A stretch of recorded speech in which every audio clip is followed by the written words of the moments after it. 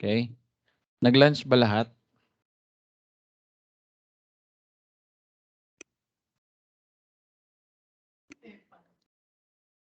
Nag-lunch na ba lahat?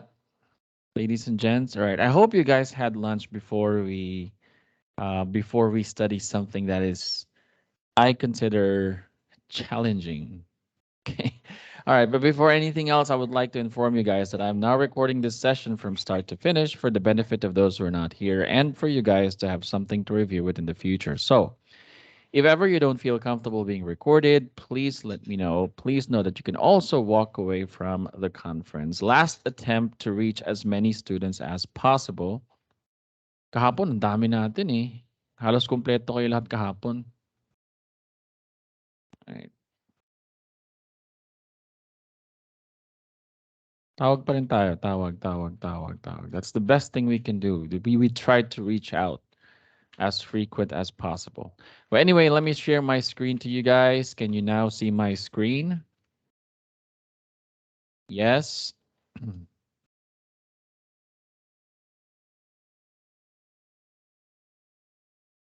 All right, so this is batch 58, level 2, day 2. All right, so yung mga hindi nakakakita ng screen, alam nyo na ang gagawin ninyo. Just simply log out and then log back in.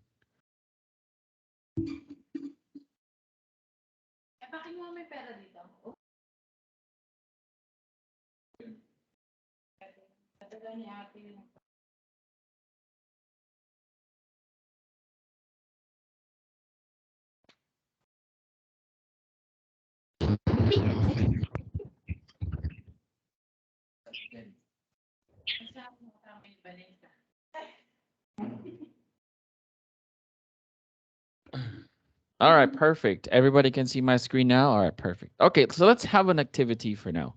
Let's have a refresher. Buenas tardes. Kita na po yung screen. All right, perfect. All right, so let's see.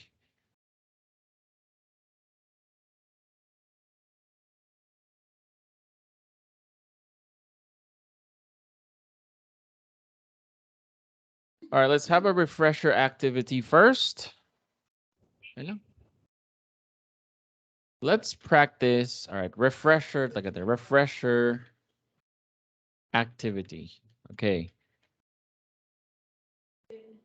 Okay, ingat. Let's practice the let's practice the application of prepositions. Prepositions in Spanish. Okay?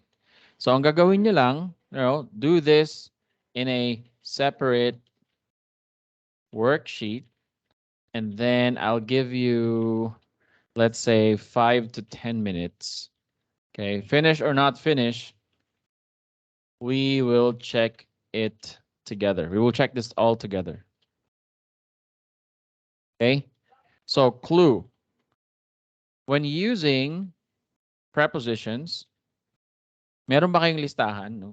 Take a look at the list of prepositions that I gave you. Take a look at the list of prepositions that I gave you during level 1. Meron kayo nun. Diba? Labas nyo yung listahan.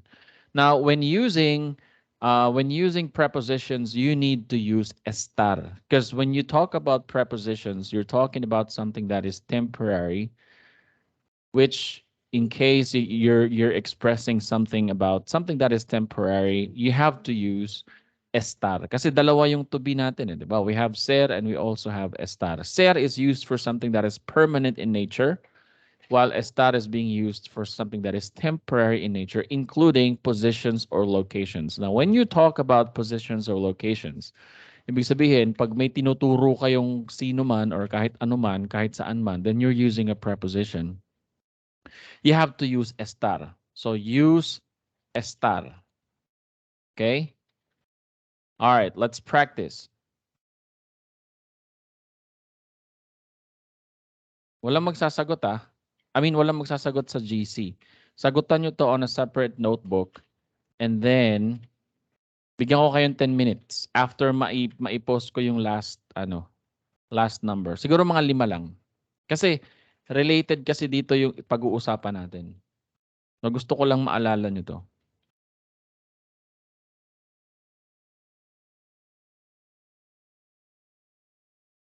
Walang gamitan ng Spanish dict, ha? Walang dayaan.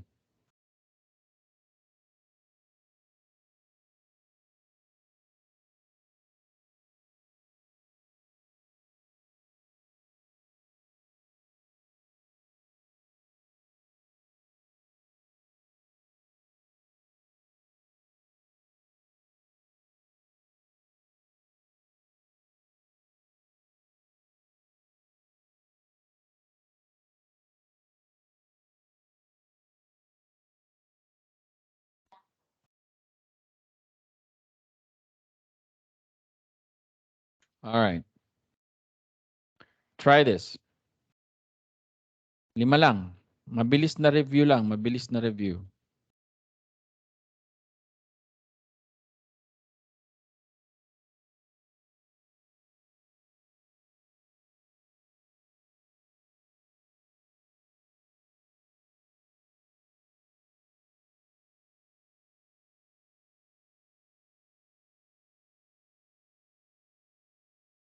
Alright, 10 minutes, guys. 10 minutes. Let's go.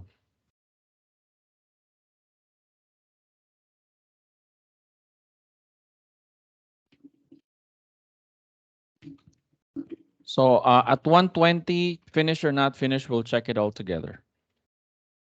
Siyempre, pag tapos na kayo, you can say done. Okay?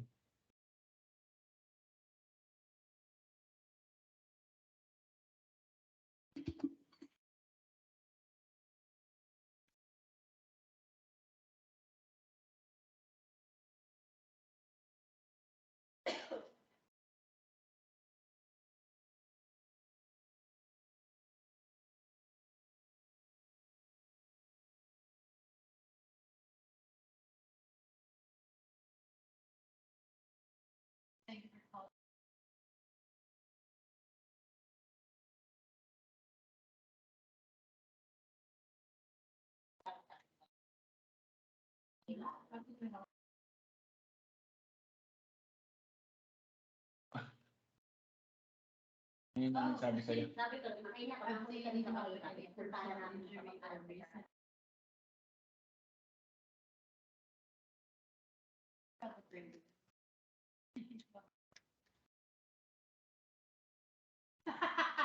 Ang gago. Sabi niya, I saw you on TV. Commercial daw namin. Sabi ko, I would like to know if I can be on TV too. Sabi ko, meron ka bang injury? Wala naman.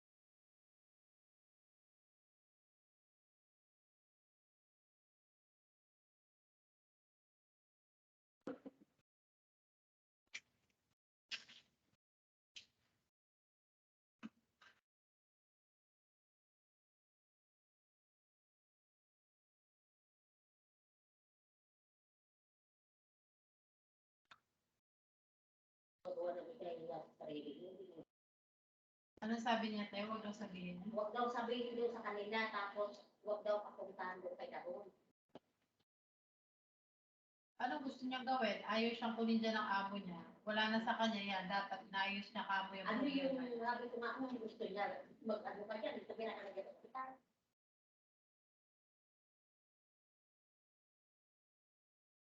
Saka nakaka-chat pa nga siya. Malakas pa siya. Bumiyahe na kami sa pupuntang Santa Cruz.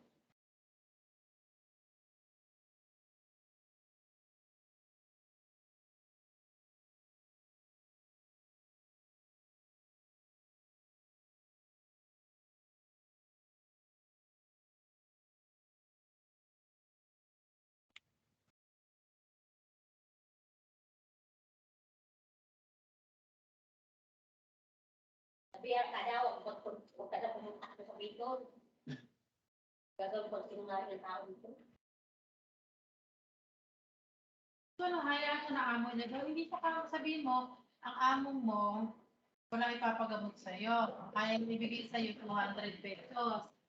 Tayo papuntang Santa Cruz. O sino ka mo susundo sa iyo? Gusto mo ba? Okay naman. Wala na sa totoo nga, ayaw namin makialam. Kaso, tirik ka dyan. Hindi ka, yun lang options mo. Pwede na kung gusto mo mag-commute papunta Santa Cruz ng jeep, okay lang.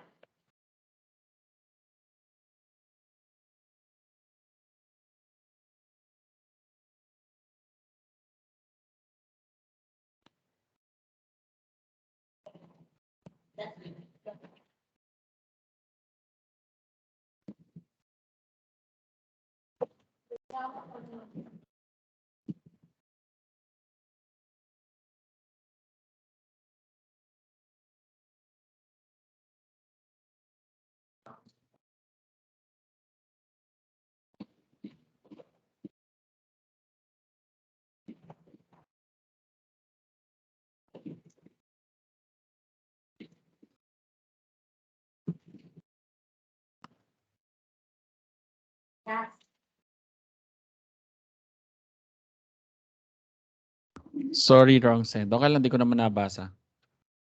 Okay. That's all right.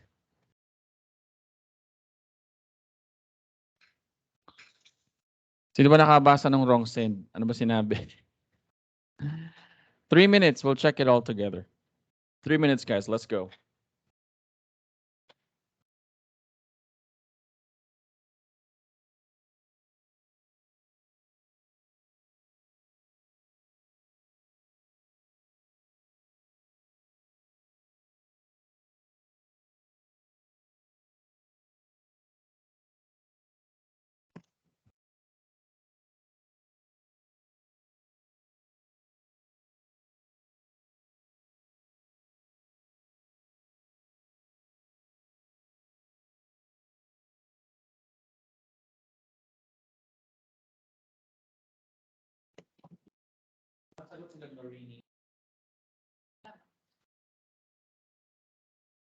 Nagawa nila. 2 minutes.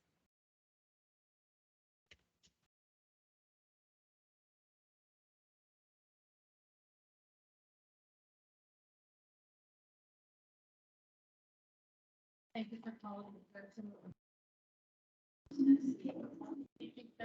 2 minutes, 2 minutes, 2 minutes. Let's go.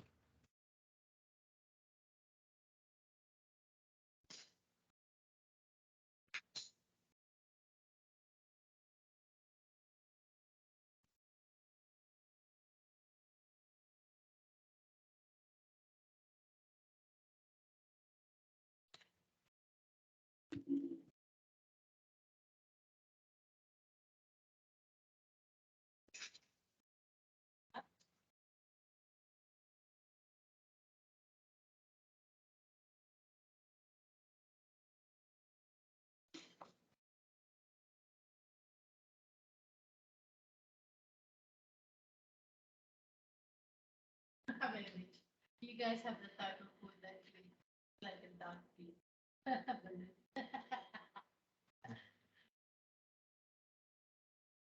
1 minute, and we'll check it all together. Again, I hope you guys had lunch because the first topic that we are about to discuss is something that is bearable, but the second topic is something that is a little serious. Yung mga nanghihingi dito ng indirect object pronoun. Ito na, ipakikilala ko na siya sa inyo. All right?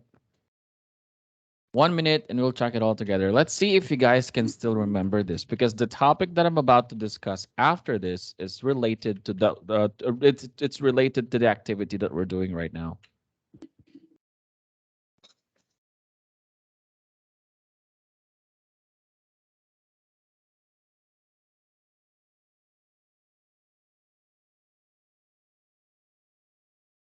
All right, let's go. The goat is inside the cage. All right, I need your help here because I don't know what the goat is. ano ba to? Ano ba goat sa Spanish? Cabron. Tama ba? Tama ba? El, la cabra.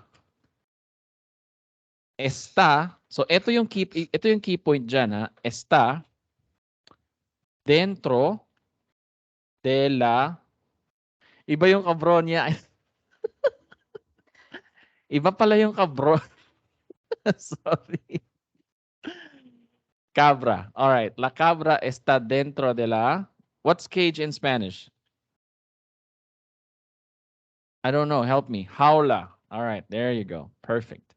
All right. So this is the correct answer here. The goat is inside the, ang sagot nyo ba dito dentro la jaula lang or dentro de la aula? Kung ang sagot nyo ay la, sige, pwede na yan, tama. I-accept na natin yan. Pero ang pinakamagandang sagot dyan ay de la aula. Okay? Again, tatanggapin natin kung ang sagot nyo ay la, pero mas maganda na kung ang sagot ninyo ay may de la. Bakit? Kasi gusto nila yan. Again, ang layunin natin kumita ng malaki, no. So dapat maiintindihan, ma-appreciate dapat tayo. Yung paraan dapat ng pagsa-Spanish natin, dapat ma-appreciate tayo ng native speakers. Hindi natin trabaho na makipagtalo sa kanila tungkol sa technicalities ng language nila. Okay? I hope that's clear to you guys. Next, I am in front of the computer. Yo estoy enfrente de la computadora. Okay, you might have another answer here. If you guys use ordenador, then you have to use del ordenador. Okay? Kasi, yung again, yung ating of the, depende yan dun sa noun na pinag-uusapan. So, computadora is feminine, ordenador is masculine. So, it has to change. You have to use the correct version of it. She is not in the office. Ito may konti lang tong negation. You guys know where to put the negations anyways, right? So she is not in the office. Ella no está en la oficina. Right? I think this is the only answer for number 3. We are above the clouds. Nosotros estamos, ano ba yung arriba, ano ba yung above? Hindi mo kasi pwedeng sabihing encima kasi ang encima po ay on top. So, arriba ang tamang sagot. Nosotros estamos arriba de las nubes. Ay, ano ba yung nube? Is it a feminine or a masculine noun? I need your help. See, now you guys understand. Again, I am a Spanish speaker. I've been earning huge amounts of money as a Spanish speaker for a long time. Yet there's still a lot of words that I don't know. So, I want you guys to remove the mindset that you really have to be perfect or perfectly fluent before you guys become Spanish reps, because that's just a myth. That's not true. All right. The most important thing here is if you can get your point across, you can be understood and you can understand, and then you can get number one, you can understand and then you can get understood by people. Then that's the only thing that you should be. Yung vocabulary lalago yan. As you continue to use the language, your vocabulary will expand. Again, it still depends on how frequent you practice. The more frequent you practice, the more vocabularies you will have. Okay. Okay. All right. Next. Simon and Peter are on top of the table. Ito gagamitin natin itong encima dito. Simon y Pedro. Simon y Peter. Simon y Peter están encima de la mesa.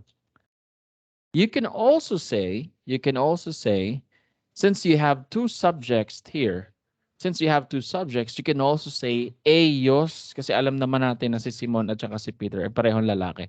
You can also say ellos están encima de la mesa. Teka, are people raising hands? Let me check. Questions? So here's another answer for number 5. So tama yung ELLOS. Kasi pareho sila lang naman.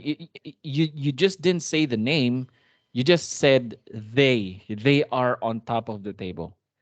While you can say the name, you can also say they. Kaya nga yan subject pronoun. Eh. If you don't want to mention the noun, then you can use a pronoun. Okay? What's your score? You should have 5 here. Very good. Meron bang naka 4?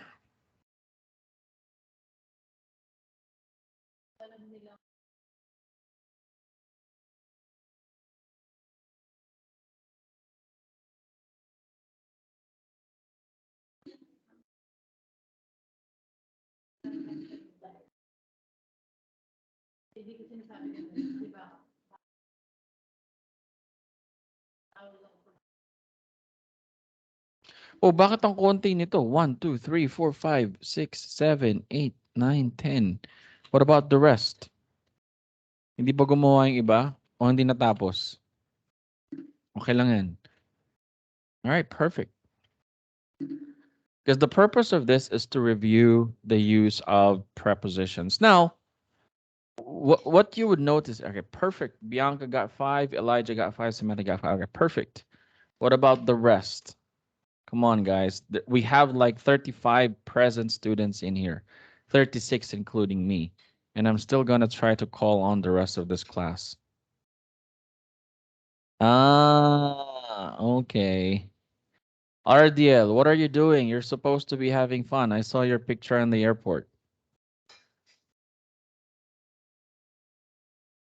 Okay, wait. I'm going to call on the...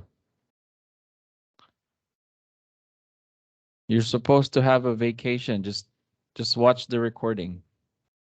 Okay. All right.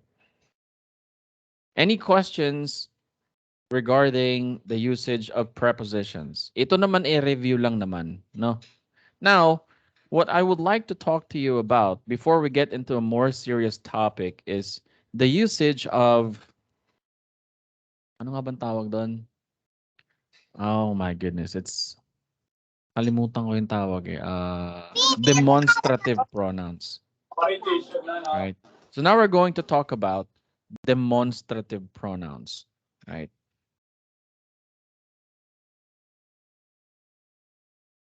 Okay. Ngayon, pagkukumparahin muna natin, bibigyan ko muna kayo ng bird's eye view. Bakit natin kailangan matutunan yung demonstrative pronouns? Tingnan niyo mabuti to. I'm going to show you a couple of examples here. The cat is here. Ay, ano ba tawag? Or the cat is... Bibigyan nga kayo ng malayong lugar. Okay. The cat is... Sabihin na lang natin... The cat is in the village gate. In the village gate. Ah, ang haba, di ba? Sa Tagalog, ang pusa ay nasa gate ng village. Okay? O at ba? At the village gate. Is at the village gate daw, sabi ni Mrs. I don't know. All right. Okay. But this is the long approach, right?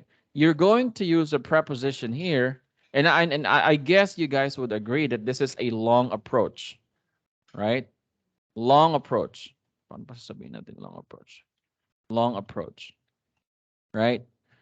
Kumbaga, mahaba siya. Pag bawat gusto mo lang naman ituro yung pusa, no? The cat is at the village gate. So you're using an entire sentence here. You're using a preposition. It's a little bit of a long approach. However, in a conversation wherein nabanggit mo na kung nasaan yung pusa, halimbawa may kausap ka, na kaibigan mo, tapos pareho kayong enthusiastic about cats, na ituro mo na yung pusa, do you have to repeat the same sentence over and over? You don't have to, right? So in this particular case, ituturo mo na lang siya using a demonstrative pronoun. Sasabihin mo na lang, there. Where is the cat? It's right there, right? So demonstrative pronoun. Okay, shorter approach. Okay, all right. Gamit tayo ng disclaimer.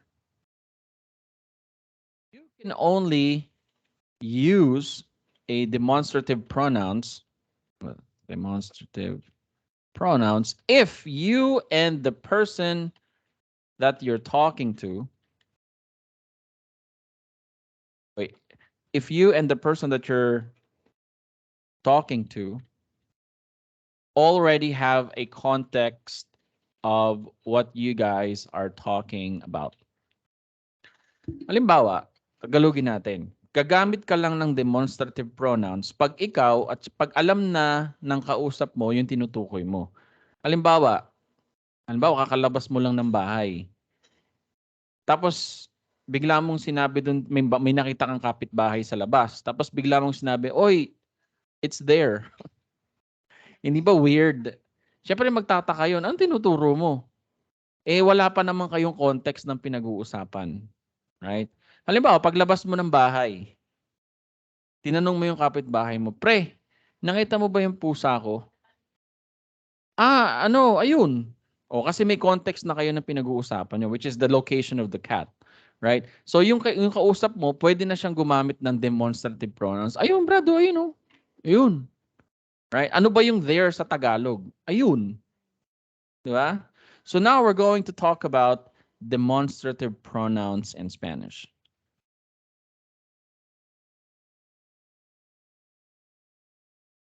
Okay? So ang demonstrative pronouns natin, nahahati yan into several parts. Right? Meron tayong, sa English, meron tayong this or these. Meron tayong that or those. Tapos, that one over there or those ones over there. Okay? Now, kung mapapansin ninyo, note, kung mapapansin nyo, sa English, may tiga-tigalawa. May tigdadalawang values. May tigdadalawang types. Bakit dalawa? Kasi, chine-check din sa English kung depende kung ang noun na pinag-uusapan ay singular or plural. Kasi pag sinabi mong, this is a cat, ibig sabihin, isa lang yung pusa. No? Pag sinabi mong, these are cats, ibig sabihin, marami. No? Tandaan nyo na kapag lumampas sa isa, no? Kapag dalawa pataas, plural na yan. Okay? Sa English, tigda-dalawa. However, in Spanish, tig-aapat yan.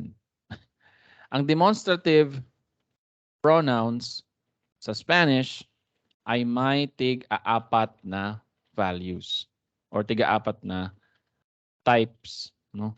Umpisahan natin sa this or these. Meron tayong, ano nga ba ito? Kalimutan ko. Este or esta. Yeah, tama. Este or esta. Ha? Ang este ay para lang sa singular masculine noun.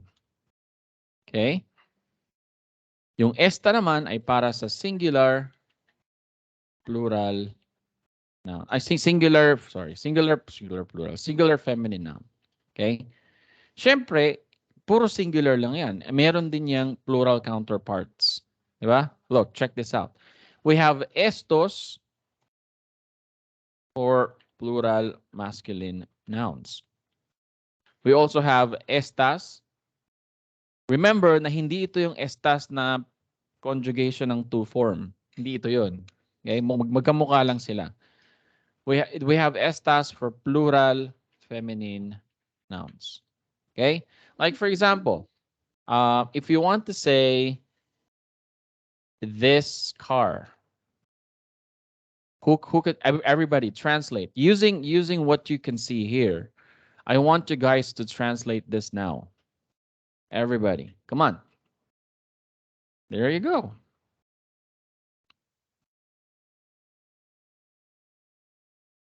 Correct.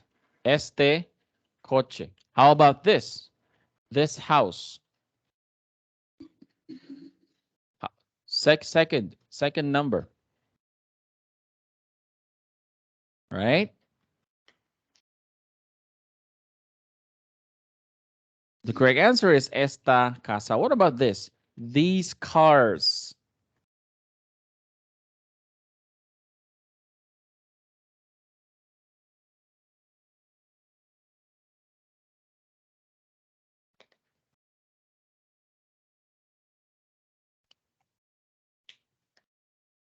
Very good. Estos coches. How about these houses?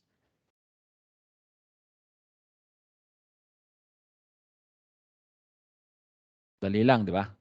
Very good. Estas casas. All right, perfect. So meron na tayong apat. Ito yung value ng this or these sa English. Okay? When you talk about this, yung distance niya abot kamay ninyo. I think. You correct me if I'm wrong, but when you talk about something, when you say this, you're talking about something that's so near to you that you can touch it, right? Now you can also say that or those. You talk about something that you can see. It's not that far to you. It's not that far from you, but you cannot touch it, right? Kumbaga, ano ba sa Tagalog ang this? Ito, di ba? Tama ba? Ito, tama ba? Right? Ito. Itong kotse, itong bahay, right? Yung that naman, anong Tagalog sa that? Ayan, ayan. Yan. Yan. Hindi. Kasi yung iyon, malayo na yan eh. Diba? Mamaya tayo darating dyan. Right? So when it comes to that and those, or yung sa Tagalog natin, ayan. Now we also have 4 values of that. We have ese, esa, esos, or esas. Right? So we have ese for singular masculine noun. We have esa for singular feminine noun. We have esos for plural masculine noun. And we also have esas for plural feminine noun. What do you want, baby? Dede? Oh, okay. Wala ko nagpapatimpla ng gatas. Okay. There you go. So we have 4 values of these as well, because you have to remember that in Spanish, most of the time, let's just say 90% of the time, whenever you speak in Spanish, you always have to think about a couple of things. Number one, are you talking about something that's masculine or feminine? Second, are you talking about something that's singular or plural? Because every single thing, if you can remember what I told you guys in level 1, way back in level 1, if you want to think in Spanish, you have to do this. Think about what you're talking about. Are you talking about something that's feminine? Are you talking about something that's masculine?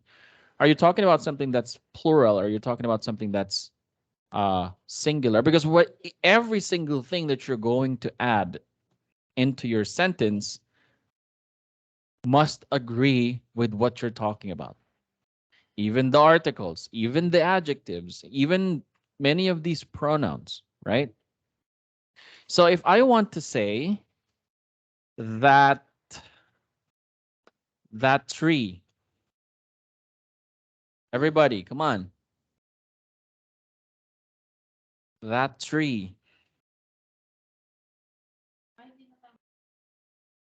Di na.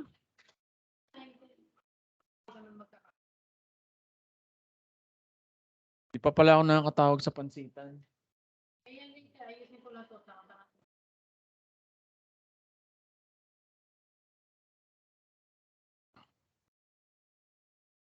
Ese árbol. If I want to say that cup,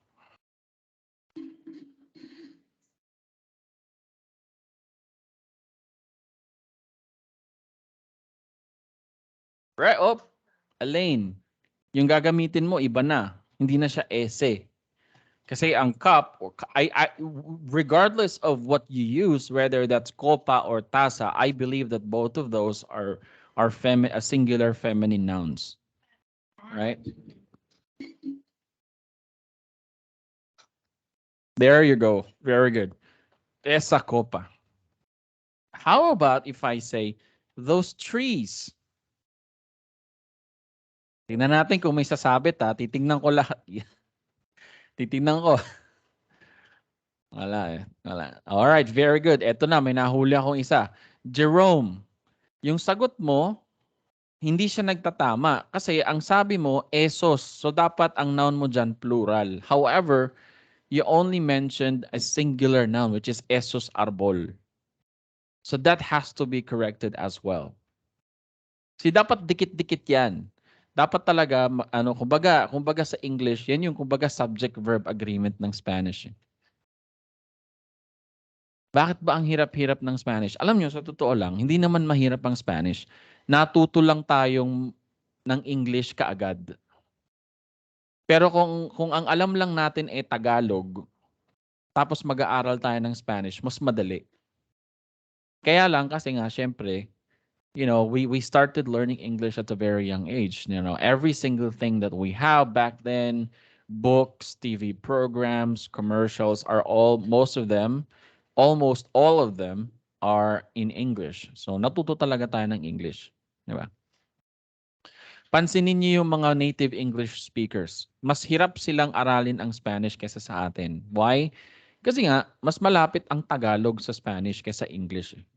And since we can speak Tagalog and we've been using a lot of Spanish words in Tagalog on a daily basis, it's easier for us to learn how to speak Spanish compared to those native speakers of the English language. Okay? Tsaka yung accent, importante yung accent. Kasi sa Tagalog accent, parang Spanish yan eh. Di ba? You don't have to roll your tongues anymore when you speak Spanish. It's the same accent as you are speaking Tagalog, right? Tagalog in Spanish, if you say that in Spanish, it's the same thing, Tagalog.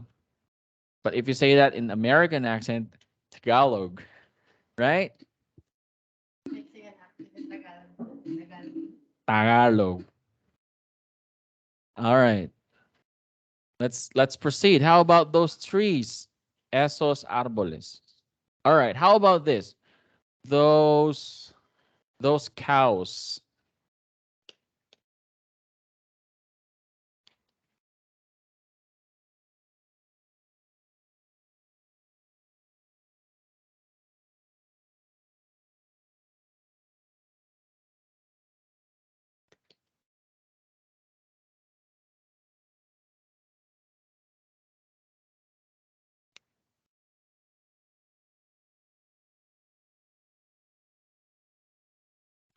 Answers. Tatawag pa rin tayo habang nagkaklase. Baka kasi may mga gusto pang pumasok. Nahihiya lang.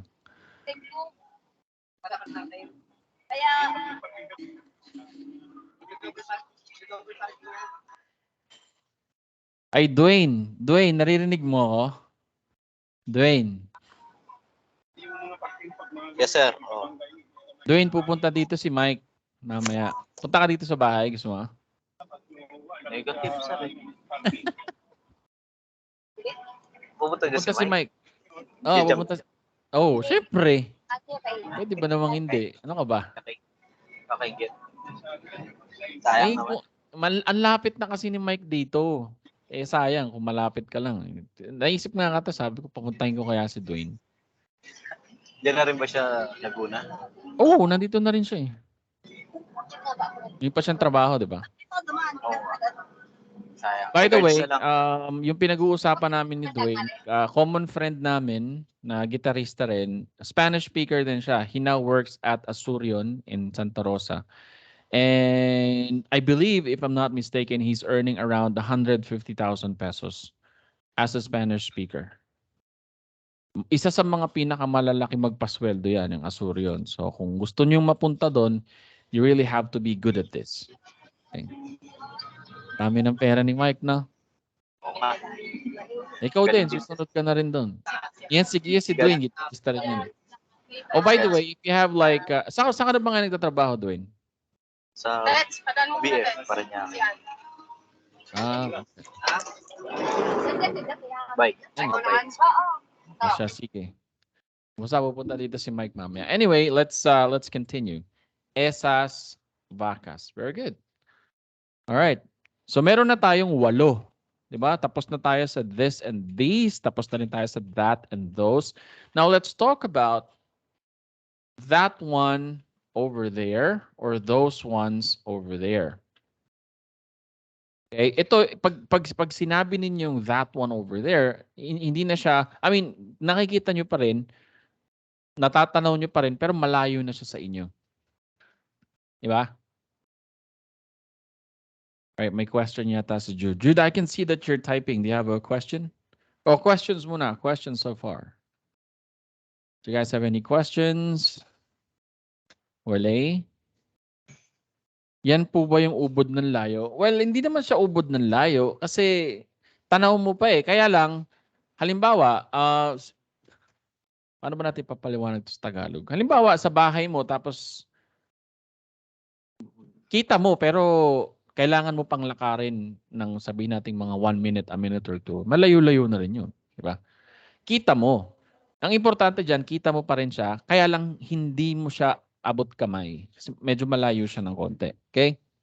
So we have Akel, we have Akeya, we have Akeyos, and Akeyas. Okay? Look at this. Akel is for hindi na mahahawakan. Oo, malayo na to. Malayo na to. Pero kita mo pa rin ang importante kasi paano mo maituturo, no? Paano mo maituturo kung hindi mo makikita? So ang number 1 requirement dito sa that one over there or those ones over there, kailangan kita mo pa rin. Malayo siya pero kailangan kita mo pa rin kasi ituturo mo nga eh. Diba? Oops, wait. All right, Akel. We have Akel is for masculine mali pala ako. Singular masculine nouns. Akeya is for singular feminine nouns. Akeos is for plural masculine nouns. And Akeyas would be for plural feminine nouns. Okay? So, hindi nyo na kailangan i-translate yung those ones over there kasi whenever you say Akel, Akeya, or Akeos, or Akeyas, automatic nakasama na rin yung ones over there or that one over there dyan sa translation na yan. Okay? So for example, if I want to say, ano ba? Wait, yan mo nga ako ng masculine noun.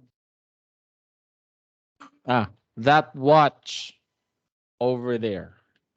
Everybody, come on. That watch over there. Translate, everybody, where are you? Come on.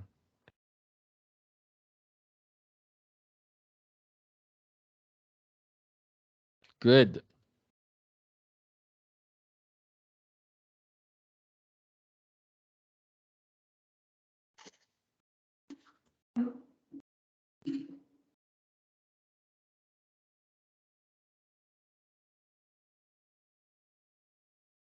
Cutie.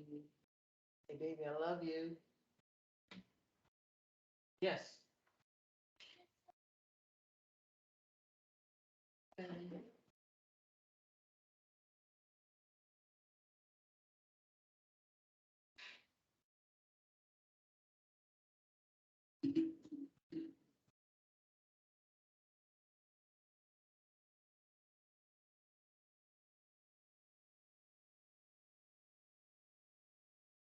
Correct answer there is Akel. Mali pala yung spelling ko, guys. Paki-correct. Sobra ng L. Single L lang pala yung sa Akel. Okay, sorry about that. Sorry na. Akel is just single L. Okay, Akel relo. Very good. How about that How about this? That street over there.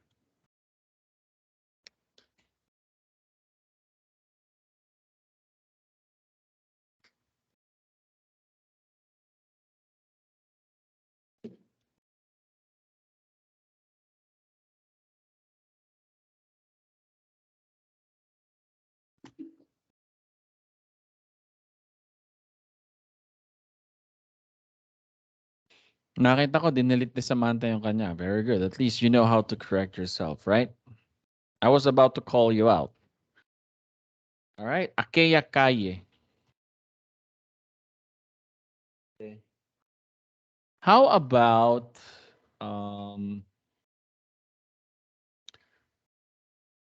those birds? Those birds over there.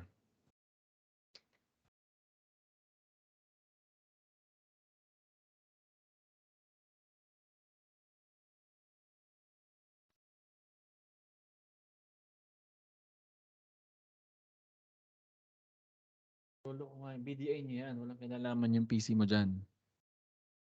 Okay naman PC mo eh.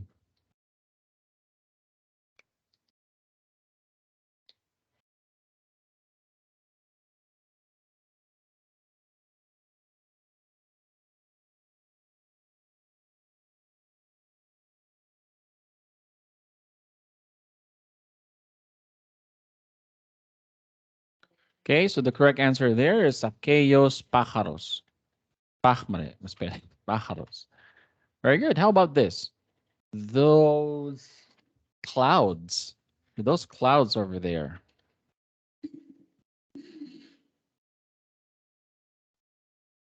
Do you need help with any?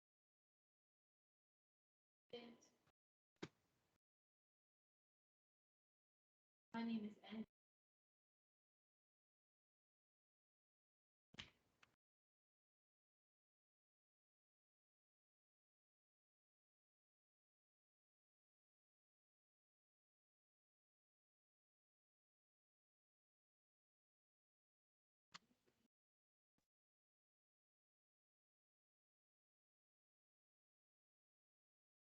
Take on it and we lost. Narinig niyo ba si Mrs. nagko-call? May pasok siya ngayon eh. Ano siya? Halo. So, Spanish-English call siya. Bilingual talaga. Okay, so the correct answer there is aquellas nubes. All right, very good. Any questions about the demonstrative pronouns? Any questions? Maliit nito. Any questions? All right, any questions about demonstrative pronouns? Wala. Any questions about the application of, anong tawag nito? Prepositions in Spanish. So tandaan nyo, prepositions medyo mahaba. Kasi ito yung nagbibigay ng context eh. Pero pag alam nyo na, how about here and there? Ah, very good. That's a very good question. Buti na lang pinaalala mo. So we have, may papakita ako sa inyong picture.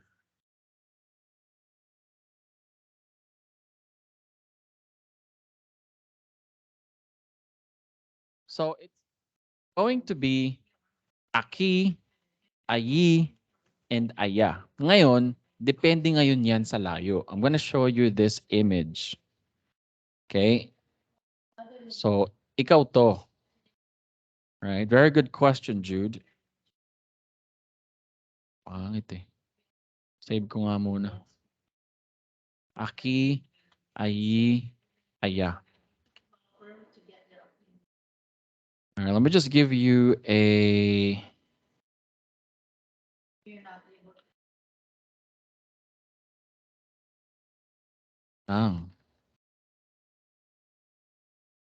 The case is already past the statute.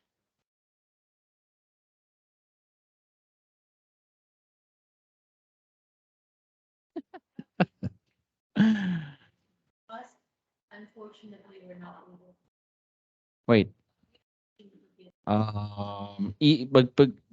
Check ko yung PM mo mamaya, Alin, okay?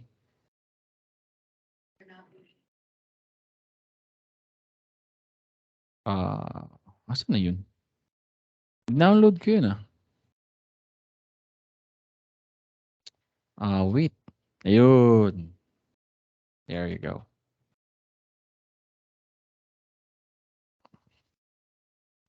All right, Jude, to answer Jude's question and also for the benefit of all of you guys, eto ngayon yung differences niyan. So, paano naman yung here and there? So, eto ka. Eto tayo. No? Ikaw. So, ito yung sakop ng aki. Ang aki ay here. Okay? Next, may iba pa bang kulay nito? Blue pen. Yung aka naman, medyo malapit sa'yo. Pero ang ibig sabihin ng aka ay here din. Okay? Ito sobrang lapit. Ito medyo malapit. Yung ayi, ang ibig sabihin ng ayi ay there. Okay, para hindi kayo ma-confuse. There lang din ang ibig sabihin yan. Ito, yung aya, there na malapit. I mean, there na malapit. There na sobrang layo. Okay? All right. I hope this answers your question, Jude. Nakita ko to meme. Sabi ko, share ko nga sa klase to. Buti na lang naalala ni Jude. Thank you so much, Jude. There. Any questions? Any questions so far? All right. So we're just going to have a break before that. Before we go on break, let me ask you a question. Kung wala kayong tanong, let me ask you a question then.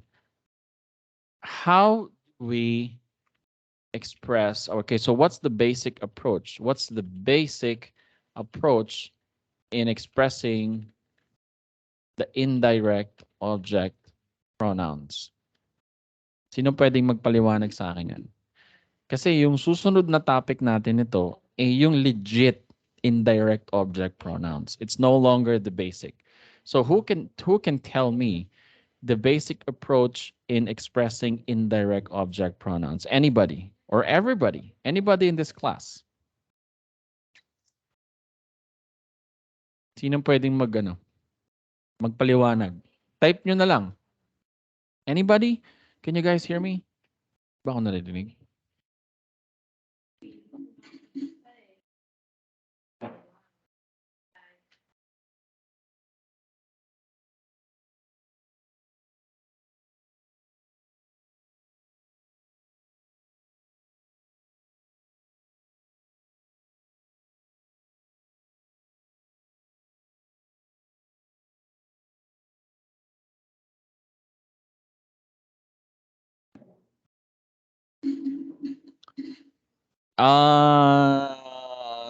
Well, yes, but how do we do that? Good answer, Jude.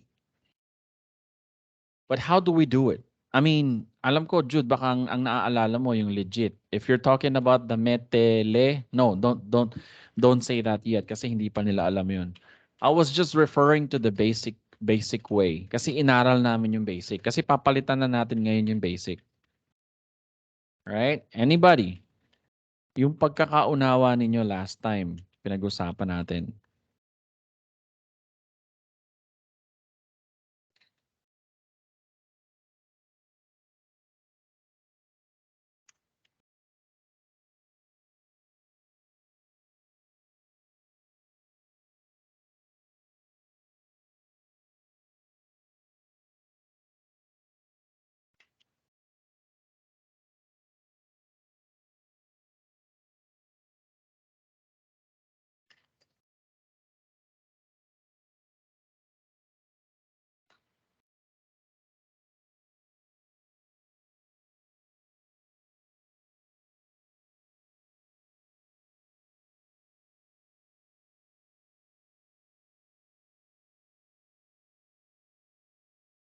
All right, any other explanation? Come on.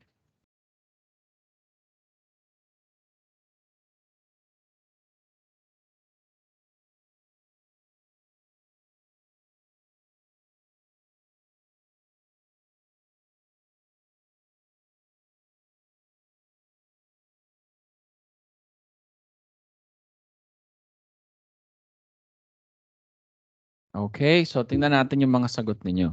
Actually, tama naman yung sagot ni Jude. You know, kahit naman yung basic na approach natin, it still answers the question to whom or for whom.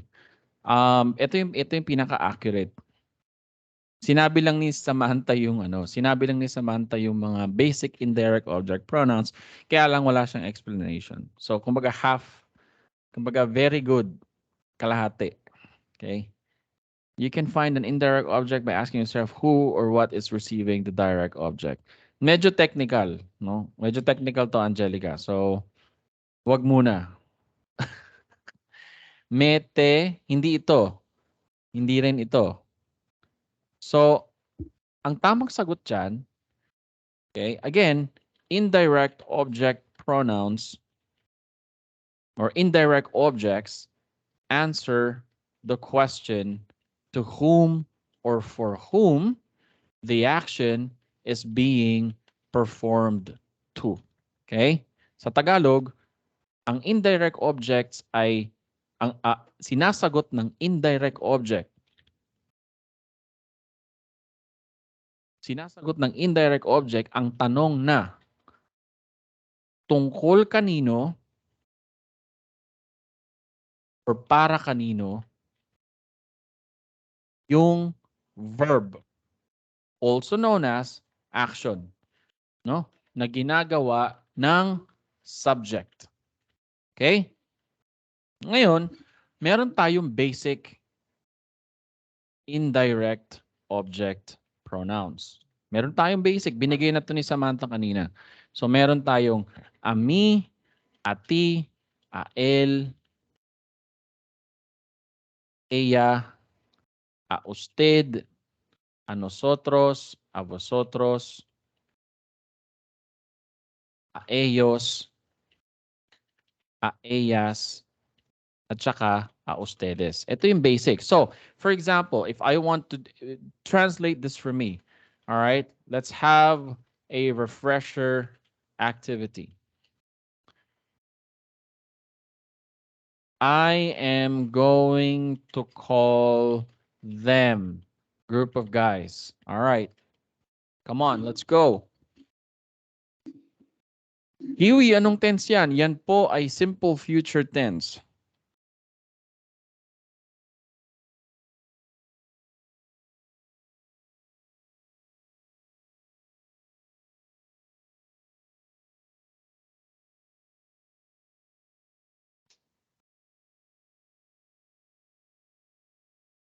Everybody can try to answer. Iko-correct ko naman pag nagkamali.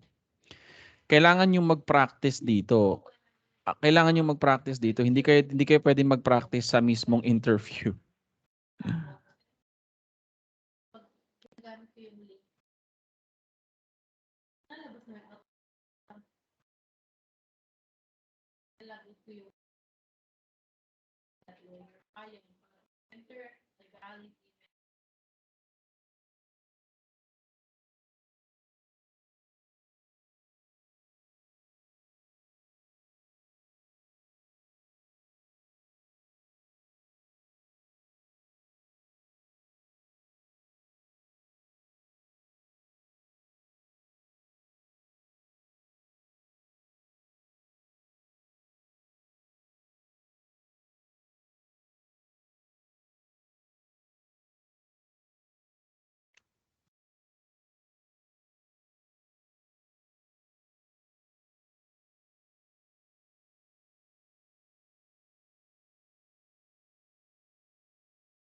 Very good.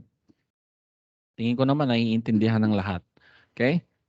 Yo voy a llamar a ellos. Okay, let's have another one. Dalawa pa.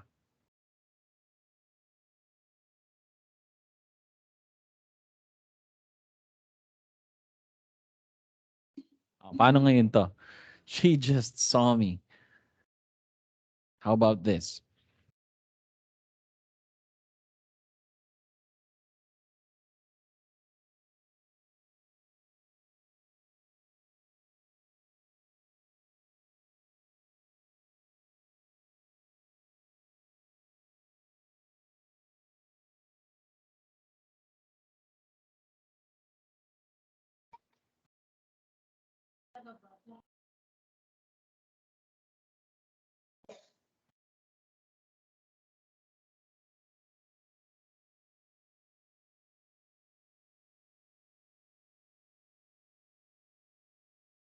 Oo, yung kanina. Yes, very good. All right, I'm seeing. I'm loving your answers.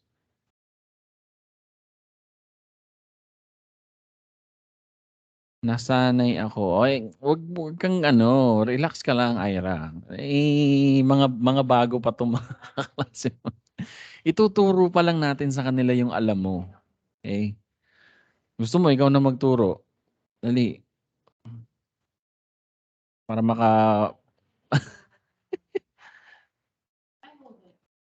Hindi, ipapaliwanag sa atin ni Ira. Hindi, joke lang. Chill lang yan si Ira eh. Magaling naman yun eh. Hindi ko alam kung bakit umulit pa ng level 2 yun eh. Actually, qualified naman mag-level 3 yan si Ira. Ba't ka nga ba tumigil? Actually, qualified yan. Ewan ko ba dyan?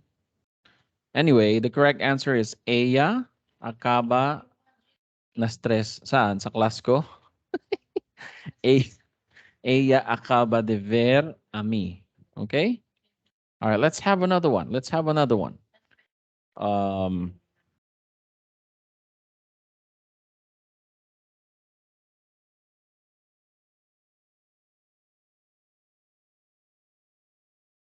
You informal are paying her. Hi, Ira. Magkakilala ba kayo ni ni Mary?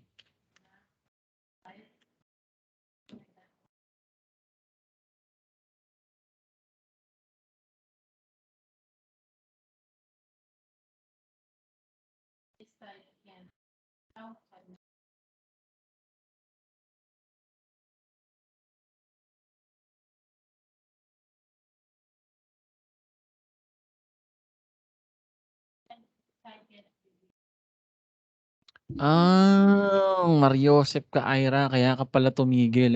Siguro gawa ni Mary, no? Ikaw talaga. Hindi ka na lang nagsabi sa akin. May pa-stress-stress ka pang nalalaman.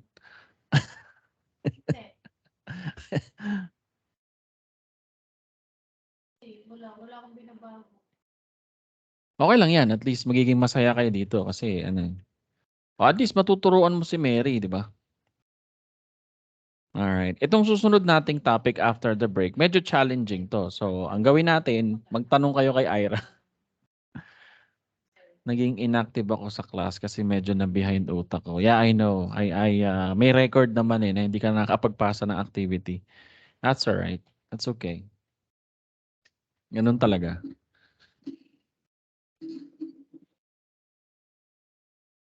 Same. Si Samantha rin, ganyan din yan eh. Wala tayong magagawa. Ang pinakamagandang magagawa ko na lang para sa inyo, bigyan kayo ng isa pang chance. It's the same, yeah, it's the same case with Jude. Si Jude, isa rin yun sa mga Di ba magkaklase kayo, Jude tsaka si Samantha? Alam ko magkaklase tong dalawang to eh. Way back. Jude, yung iba mong kaklase, Spanish rep na. Dami na nila. Siguro mga 5 yata. O 5. 5 na sa kanila Spanish rep.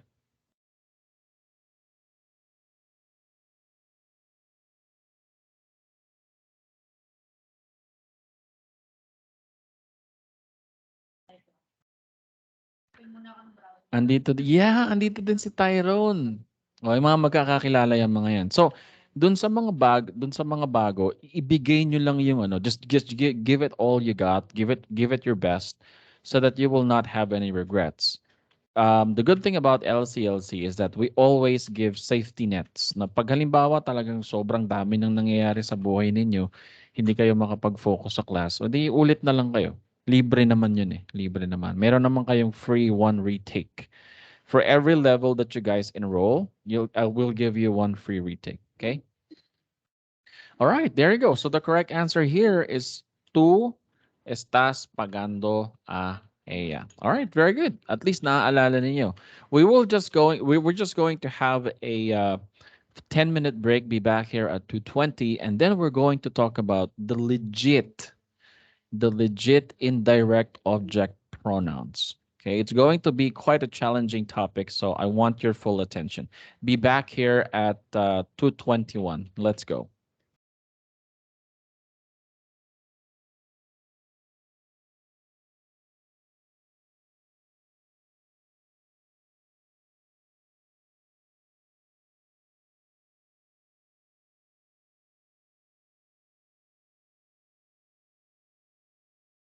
This username may be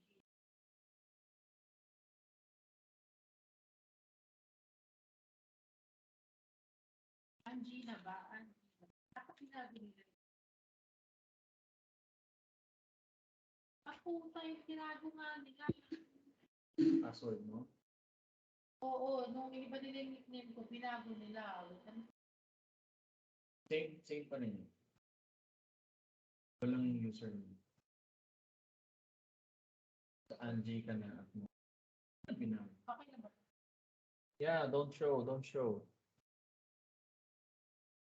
Ah, Si Tyrone magaling din yan eh. Kaya lang syempre nga, wala naman tayong magagawa. Kasi mag-break muna tayo. Let's go.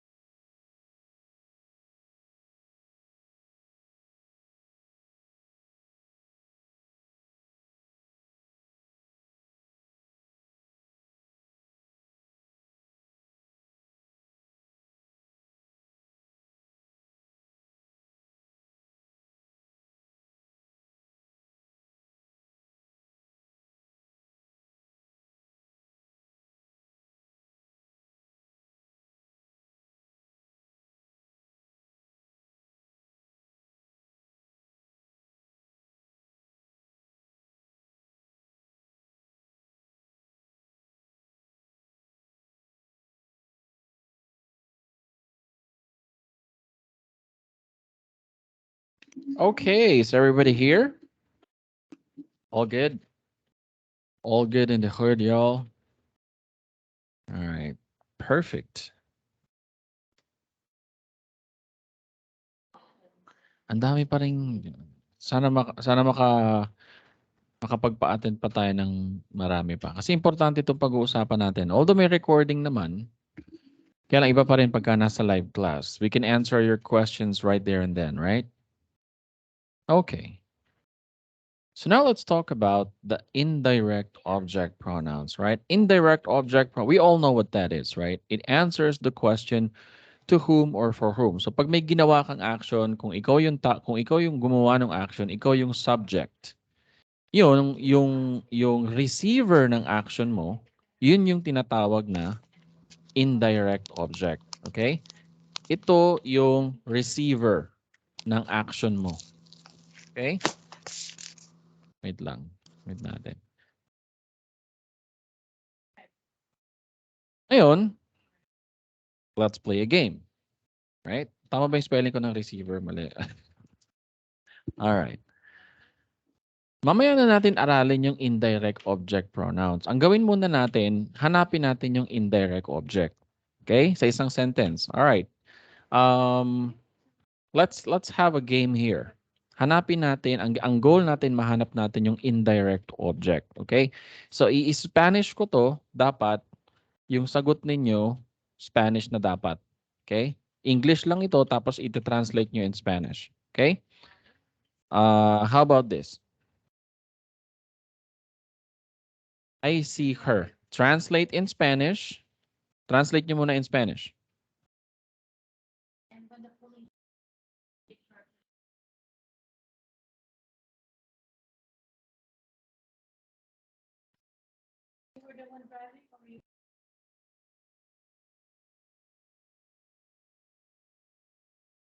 Gamit kayo ng yung ginawa natin kanina. It's almost the same thing. Iko-connect lang natin dun sa mas complex na indirect objects.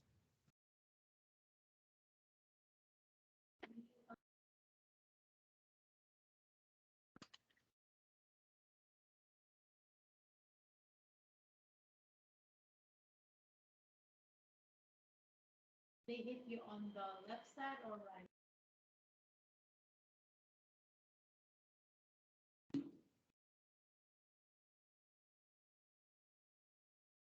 Very good. Yo veo a ella. Okay? Tingnan natin. Sino ang subject? Spanish na dapat ang sagot, ha? Sino ang subject? Yo form. What's the verb? Ano yung verb na ginamit? No, Spanish. No, mali. I-conjugate nyo na. Very good. Veo. Sino ngayon ang IO? Sino ngayon ang indirect object? Ella. Very good. Let's have another one.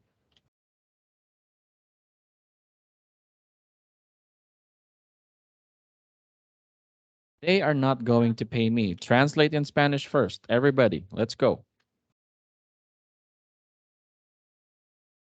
The car total.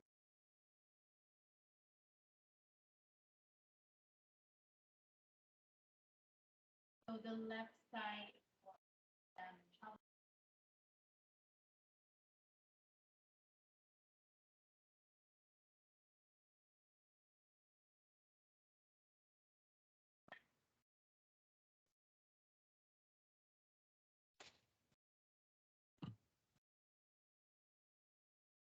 But the truck hit you on the right side.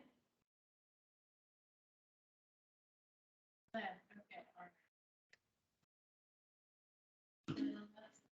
Ellos no van a pagar a mí. Who's the subject here?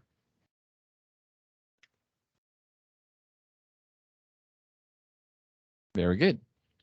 What's the verb? Kailangan kompleto, ha? Kailangan Spanish and then kompleto dapat. Conjugated na siya. Very good. No, hindi siya pagan, Dayan, kasi ito ay simple future tense. Okay? Hindi kasama yung negation dyan, Elaine. at saka Samantha. Hindi kasama yung negation, yung verb lang. So, van a pagar. Sino ngayon ang pinatutungkulan ng action? Tingnan natin kung Ami? No. Ayan na, nalito na. Hindi siya pwedeng ami. Alam niyo kung bakit? Kasi kinonvert nyo kaagad siya into a basic indirect object pronoun. Yun lang yun lang indirect object. Yo form ang tamang sagot. Yo. Okay? Huwag kayong malilito. Alright? Next, let's have another example. Ano ba maganda?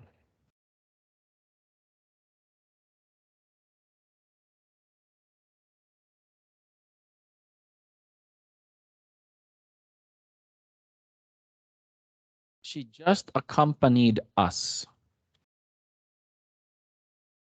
Translate muna sa Spanish. Bigyan ko kayo ng clue. Simple past tense. Kiwi, bakit paikot-likot lang tayo sa present indicative, simple future, simple past, saka present progressive? Because now is not the right time to add tense. We will get there. Don't worry, you will get there.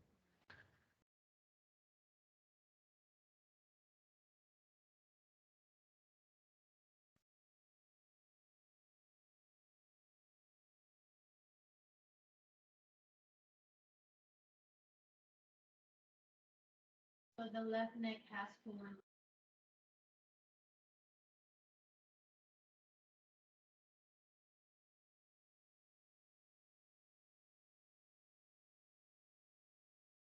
And how about the left knee? Did both get what happened to the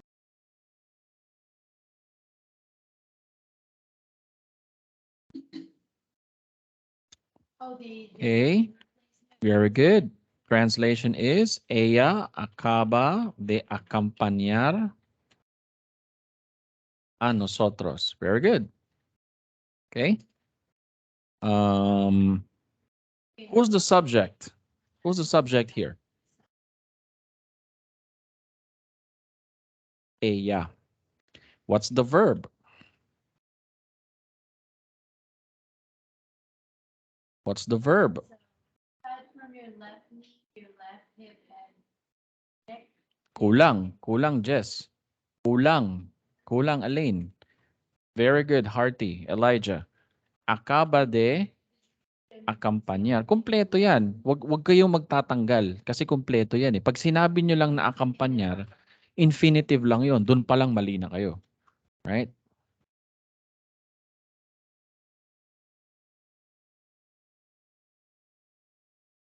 Tapos, sino ngayon ang ating indirect object? Sorry, akin.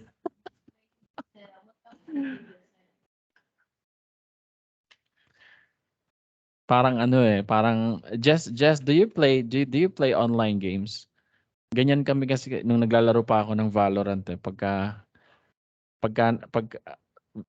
See, I knew it, right? Pag nakalusot yung binabantayan mo at napasok yung area nyo, ikaw may kasalanan nun. Tapos siyempre magsosorry ka. Sabi niya, sorry, akin. I knew it because I used to play that. Hindi na ngayon kasi wala eh. Ang hirap eh. Ang hirap magpataas ng rango. But I'm good with Call of Duty though. I am decent with Call of Duty. Warzone. Sa PC.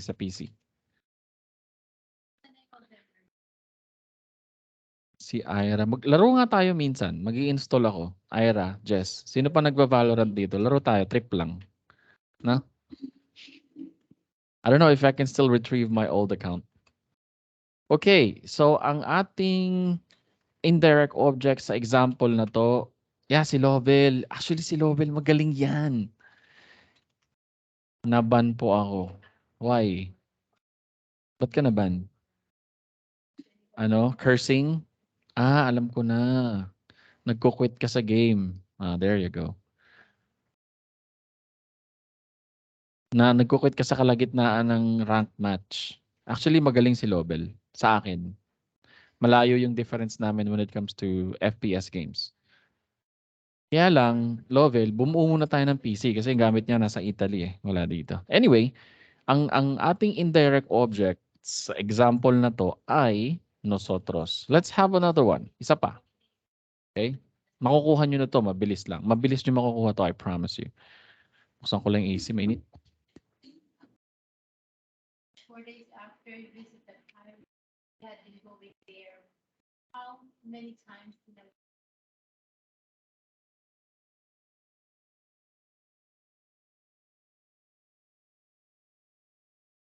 Once a week. Okay. All right. Let's have another one here. Just you what Ellos, no, hindi. Kasi kung ang subject mo, Angelica, ay ellos, dapat no van apagar yan. Anyway, let's have another example.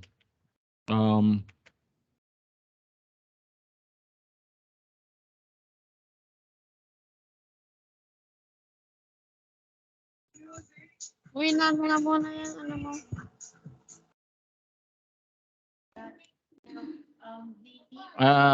Wait. Okay lang po, wait lang po.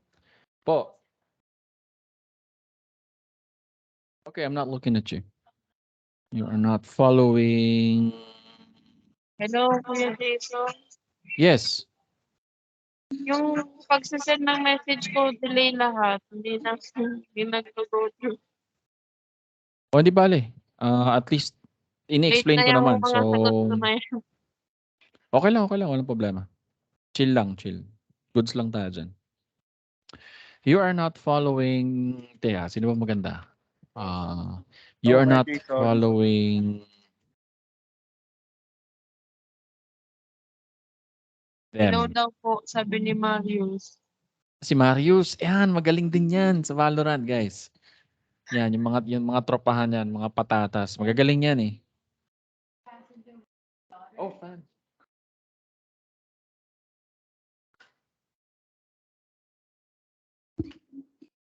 Okay, how about this? Let's try this. You informal are not following them. Let's try it again. Can you spell her first?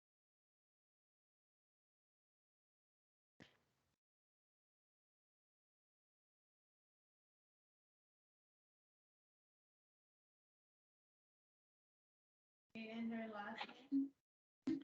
Very good. Tú no estás siguiendo a ellas. Okay? Subject. Who's the subject?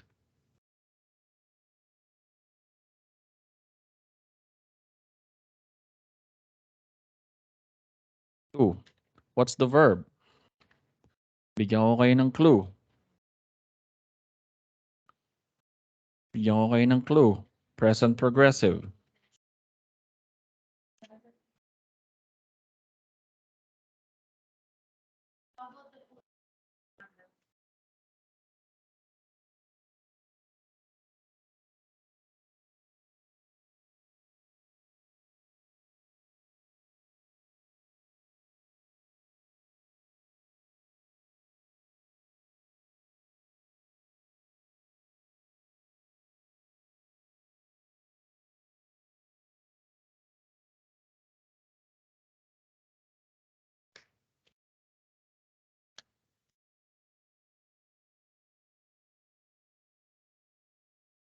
About your driver's license.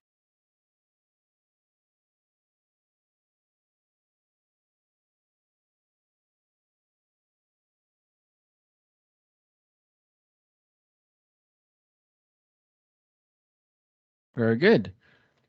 No, estás siguiendo. But who's the IO here?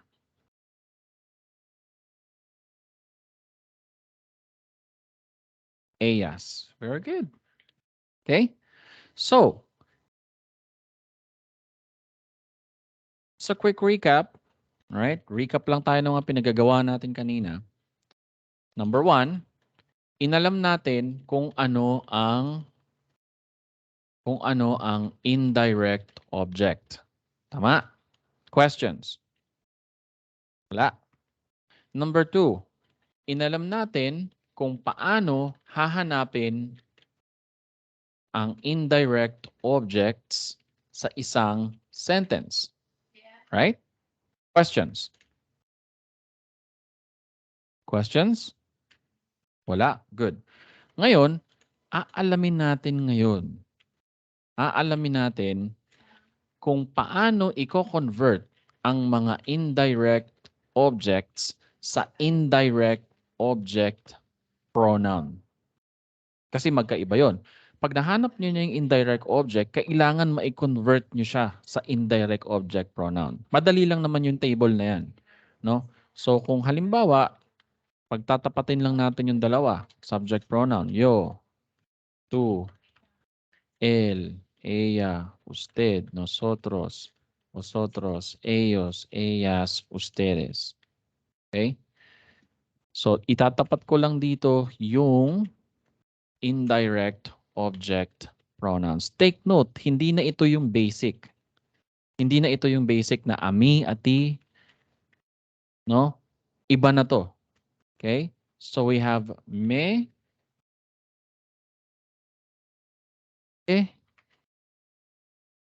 le, nos, os, les. Clear? Liwanag po ba? So eto ngayon, kung ang indirect object mo ay yo, ipapalit mo diyan me. And so on and so forth. Okay? Clear? All right. So let me just give you guys a screenshot of this. Kasi kanina ang ginamit natin puro inalam lang natin yung indirect object di ba?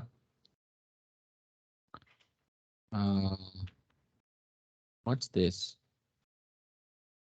Oh, okay.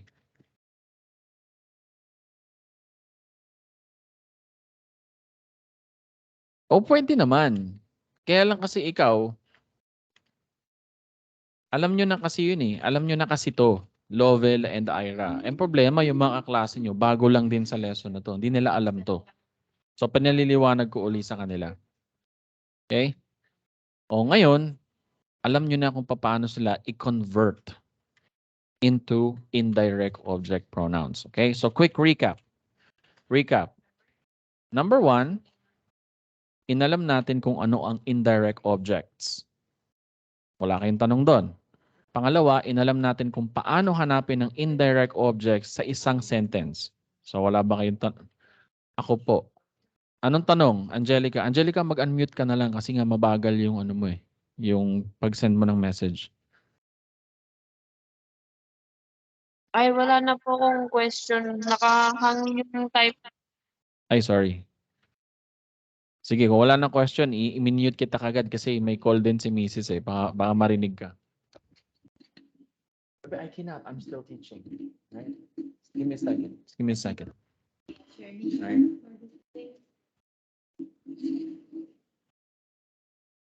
Okay. Number 3, inalam natin kung paano i-convert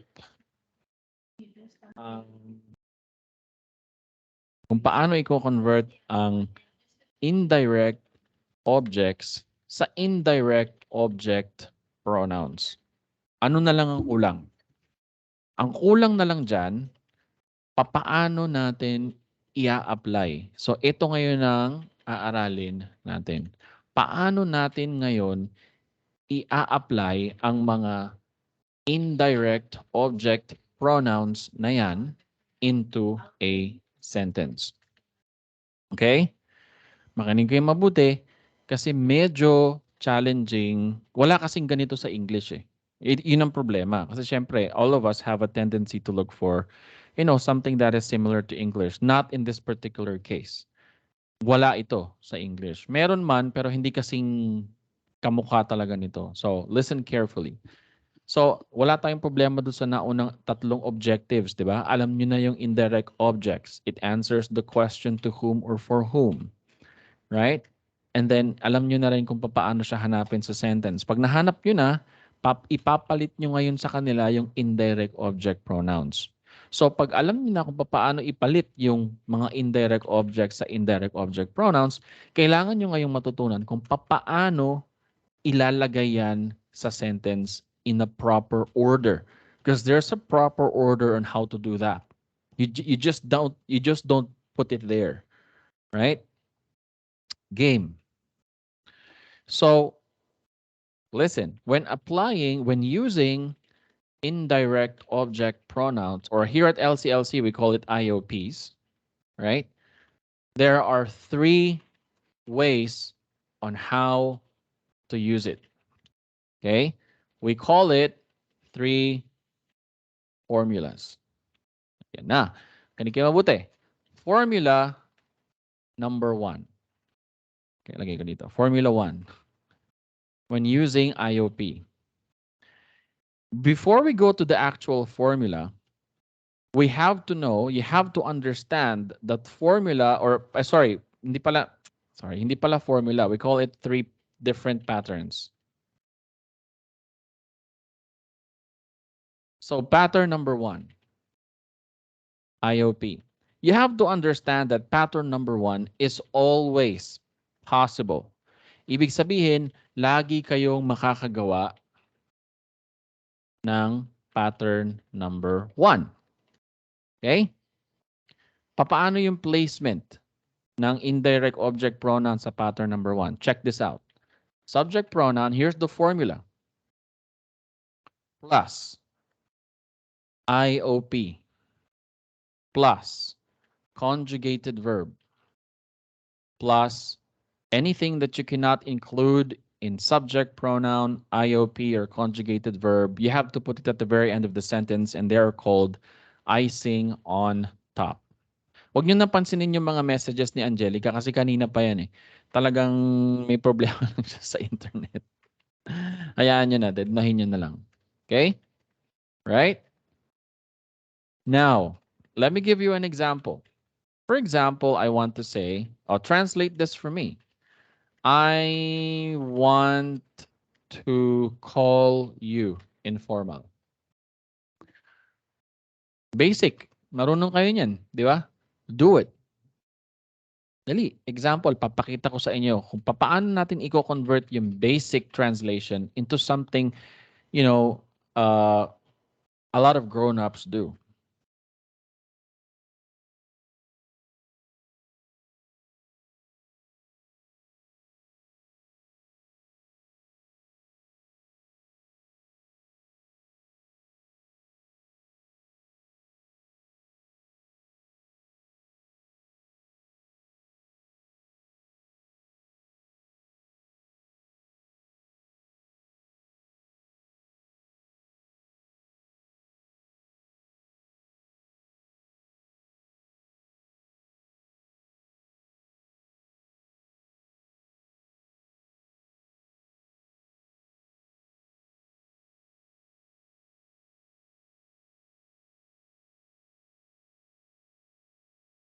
Everybody, where are you guys? Come on. Let's do it. Papakita ko sa inyo yung pattern number 1. So the correct answer is yo quiero llamar a ti. Okay? So yung a ti, gagawin nating, so kung yan ay a ti or to form, dapat yan ay magiging, if you're going to convert that into an indirect object pronoun, it should be what?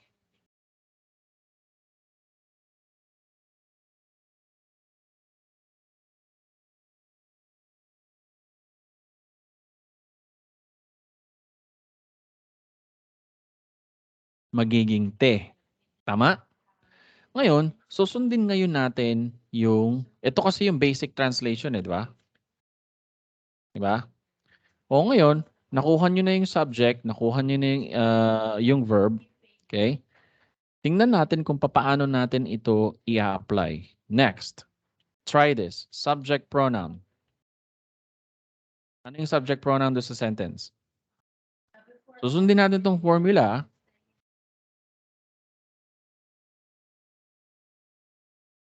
Yo.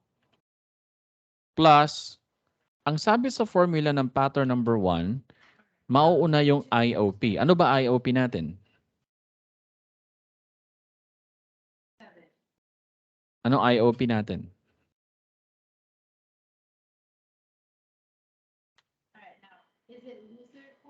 So, ilalagay natin dyan. Lalagyan ko muna ng plus sign, pero dapat walang plus sign. Te. Plus, ano ba yung verb?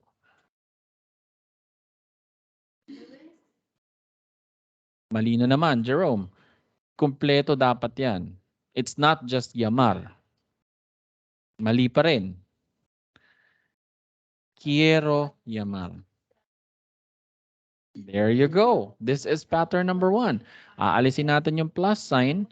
Yo te quiero llamar. Ngayon, it now makes sense to you guys when you say yo te amo. Try this. I love you. Informal. Diba? Yung yo te amo, yung te amo na yan, it's just pattern number 1 using indirect object pronouns.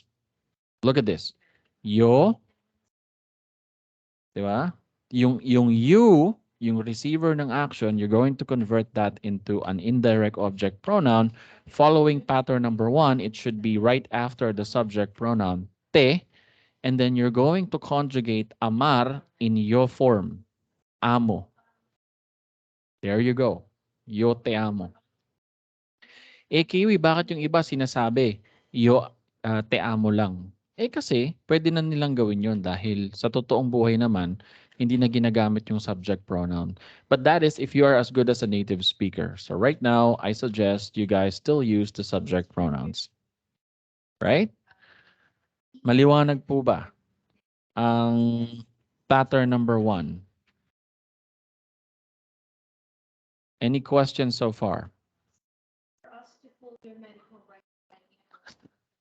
Hirap ba? Right? See this?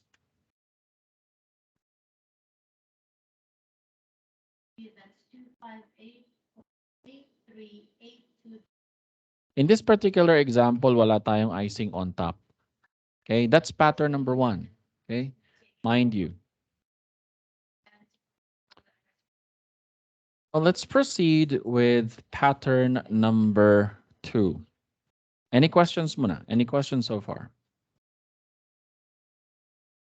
So what's going to happen, Diane? Okay, mamaya magpa-practice tayo. I'll give you guys an activity to do for this. Okay, all right. Pattern number 2. Okay, you have to understand. Documents, Diane. Okay, please understand that you can only create pattern 2 if you have an infinitive verb in a sentence. So now my question to you is this. Tuwing kailan ba tayo nagkakaroon ng infinitive verb sa isang sentence natin?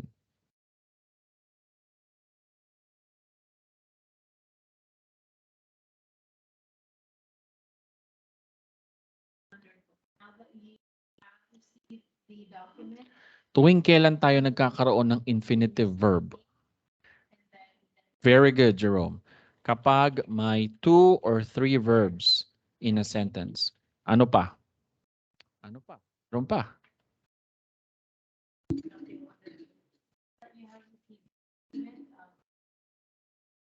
Extend tayo konti After para, hindi siya applicable dito kasi pag gumamit ka na ng para, hindi ka na makakagamit ng indirect object pronoun. Very good, Samantha. Kapag gumagamit tayo ng simple future at saka simple past tense. Okay? Bakit kailangan na mayroon tayong infinitive? Kasi yung IOP or indirect object pronoun, inilalagay natin sa tabi mismo ng infinitive without spaces. There you go. Okay, I'm going to show you how it works. Formula. Subject pronoun plus conjugated verb Okay? Plus IOP. Tapos, without spaces. Ididikit natin sa infinitive. No spaces. No spaces, ha? No spaces. I-emphasize ko dito. No spaces. Okay? Plus, icing on top. I'll show you some examples. Look at this. Gamitin natin yung same sentence kanina. Ano ba yung sentence natin kanina? I want to call you informal. Okay? So, ang basic translation yan ay yo quiero llamar a ti. Okay? Basic. Right? So, if we're going to follow the formula, check this out. Subject pronoun muna. Anong subject pronoun? Nakagawa na tayo ng pattern 1 nito eh. 'Di ba? Ang sabi ko kanina, pattern 1 is always possible. Ito 'yun, no? Yo te quiero llamar. This is pattern number 1. Okay? So ang gagawin natin ngayon, pattern number 2. Again, pattern number 2 is only possible if you have an infinitive. Nagkakaroon kayo ng infinitive sa isang sentence kapag meron kayong 2 or 3 verbs in a sentence or kapag gumagamit kayo ng simple future or simple past tense. Kasi yung indirect object pronoun, inilalagay mo yan katabi ng infinitive without any spaces. I'm gonna show you how it works. So, eto yung basic. Eto naman yung pattern number 1. Check this out. Yo te quiero llamar. Okay? Pattern 1. Right? Again, pattern 1 is always possible. Lagi kayo makakagawa niyan. So, paano naman yung pattern number 2? Nakalagay sa formula, mauuna yung conjugated verb. Yo quiero llamar. Right? So this is your subject pronoun base sa formula and this is your conjugated verb. Ngayon, idadagdag mo ngayon yung indirect object pronoun. Ano yung indirect object natin dito? Or ano yung indirect object pronoun natin? It is the word te. Yang nakalagay dito, ididikit natin sa infinitive with no spaces. Ang tanong ko sa inyo ngayon, ito. Nasaan ang infinitive dito sa hinighlight ko sa board? Nasaan? Yung verb na llamar. Tandaan niyo na yung infinitive ay nagtatapos sa AR, ER, or IR. Okay? So ngayon, ang gagawin natin, ilalagay natin ngayon yan dyan. So, this is how you will create pattern number 2. Yo quiero llamarte. Naiintindihan po ba? Wait, let me just, mali. Hindi ko makuha yung screenshot.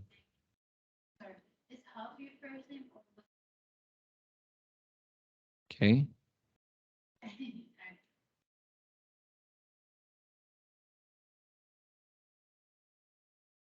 Question so far for pattern number 2.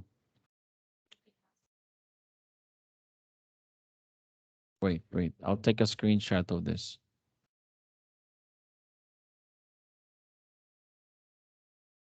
Yes, definitely. Can I set up a fallback instead? There you go. Subject pronoun. Quiero llamar, which is your conjugated verb. And ito, no spaces. Kung mapapansin ninyo, no spaces. Right? Let me take a screenshot and put it here. O, tanong muna. Tanong. Dali. Bago natin pag-usapan yung pattern number 3. Tatlo yan eh. Di ba? Sabi ko sa inyo, challenging to eh. Any questions so far? Yung mga galing na ng level 2, alam na nila yan kasi nakapag-activity na rin sila tungkol dyan. Kayong mga bago, kailangan nyo talaga itong maintindihan. Or pwede kayo magtanong kay Ira o kaya kay Samantha, alam nila. Yeah.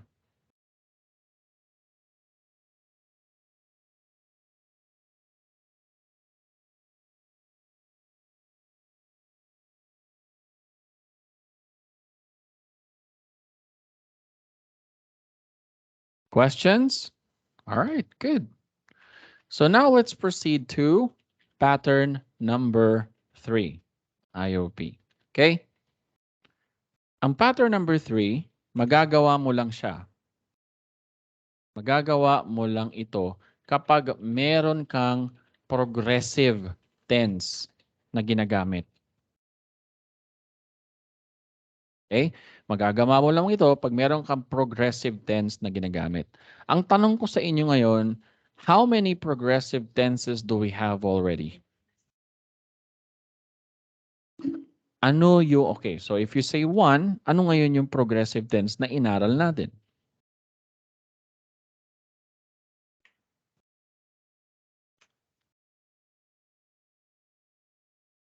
Ano? Anong tawag dun sa progressive tense na yun? Go ahead and ask you. Present Better understand. progressive tense. There you go. Present progressive. Ngayon, so the reason why pattern number 3 is only possible with the present progressive tense is you will be adding, or you will be connecting the IOP after the progressive. Ano yung progressive tense natin? Ito yung ando or yendo. No, parang yung formula niya kamukha lang din ng pattern number 2. Pero kaya natin siya tinawag na pattern number 3 kasi possible lang siya kapag meron kang progressive tense. Isa pa lang ang progressive tense natin, which is present progressive tense. Dito sa level 2, I'll teach you another progressive tense, which is called the past progressive tense. Right? So you will be connecting IOP right after the progressive tense. No spaces. Okay? So in a way, pareho lang siya ng formula.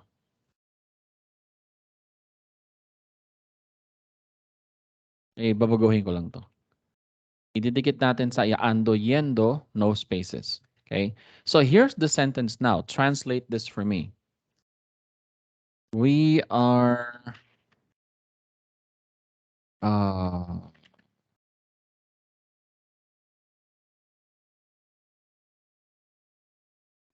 acknowledging you in formal.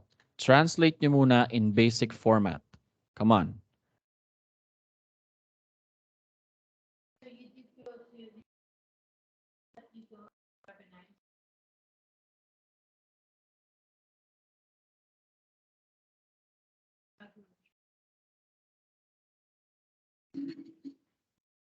Can you try? We are acknowledging you in formal. The name of the Gumamit tayo ng icing on top today. Oh, yeah.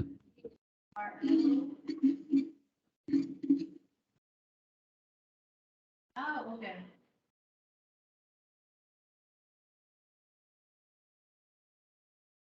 So you did go inside, grab your ice cream. Were you already going back or still going to grab an ice cream when you slip in? You just went.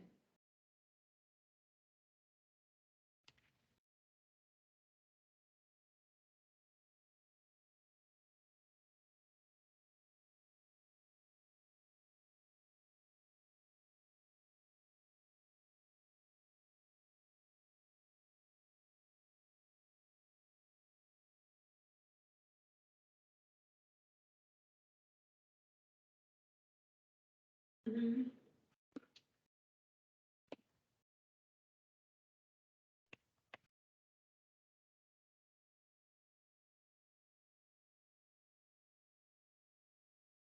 Oh, wow. Okay. Now, I wanted to know more about this slip and fall violin. So, do you know the reason why you slip and fell? Was it because of the liquid on the floor? Was it a rod?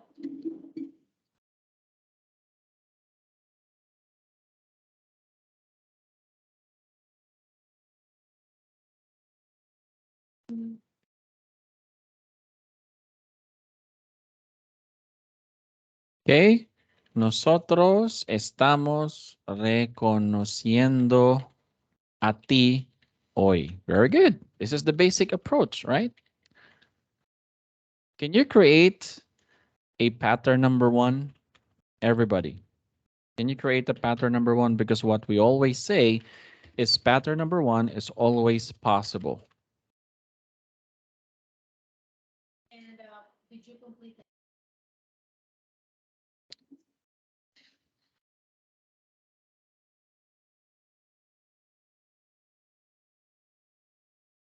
I'm looking at your answers. My Skype is open on my phone, so I can see everybody who's typing and putting their answers.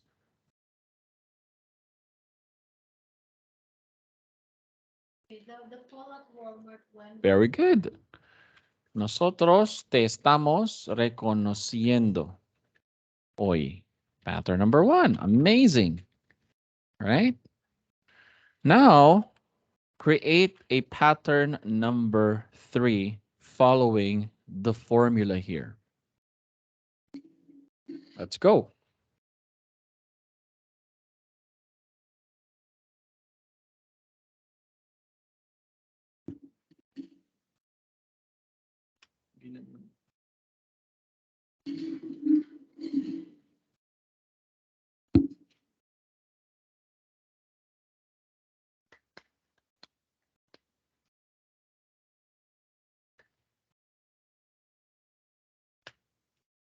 and this incident bylaw this is over a year ago, so we're looking at is this early part of 2021 or Okay, let me see your answers.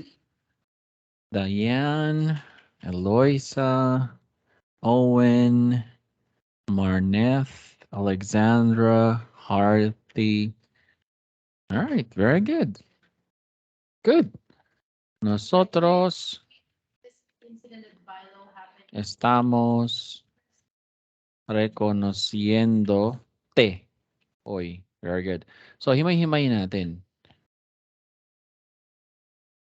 Okay? Before first 2020. So, this is pattern number three. Right? Okay? Let me just take a screenshot and then himay-himayin natin siya pagkatapos. Alright? Nosotros, ito yung ating subject pronoun. Maling spelling. Estamos. Estamos reconociendo. Ito yung ating conjugated verb. And then yung te natin ay yung IOP. Look at this. Look at this. No spaces. And then this is your icing on top. Right? Cool.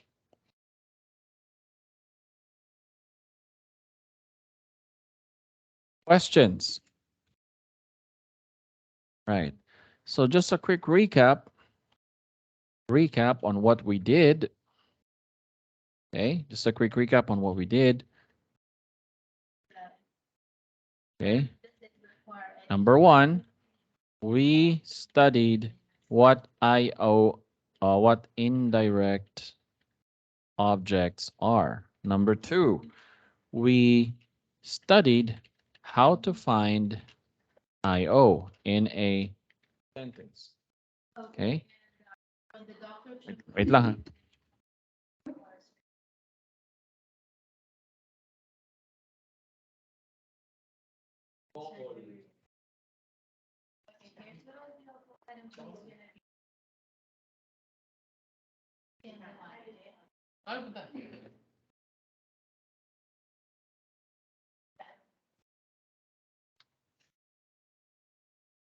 Baby Bang Bang is here. You have to go to the room. Bang Bang is here. All right. And we also converted, we also studied how to convert IO into IOPs. And lastly, we learned how to apply IOPs in a sentence. All right, using three patterns. Questions so far? All right, we're gonna have to extend because I have to make sure that you guys fully understand this topic. I will be asking you guys to do an activity for me. Questions so far?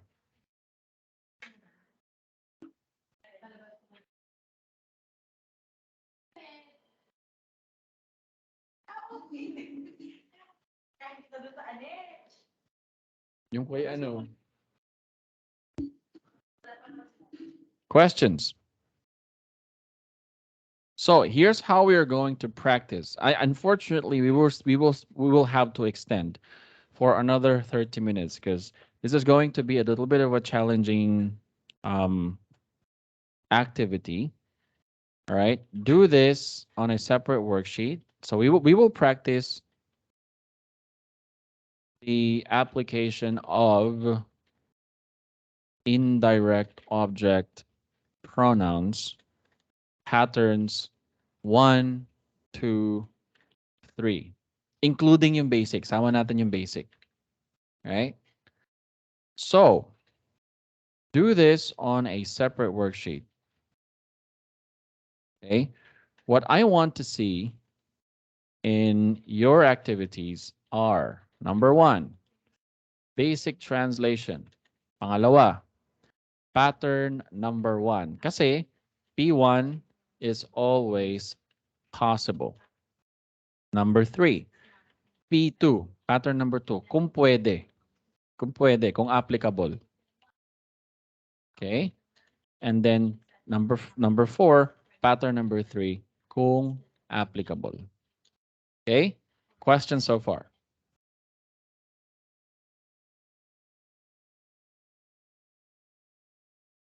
Wala? All right. O, sige, game. Yung mga hindi na pwede mag-extend, I would totally understand. You can just go back to the recording when you guys went out. Time right now is 3:09 p.m. For the rest who would like to test their knowledge and skills as far as indirect object pronouns are concerned, you're free to stay. Here's the activity. Let's do this.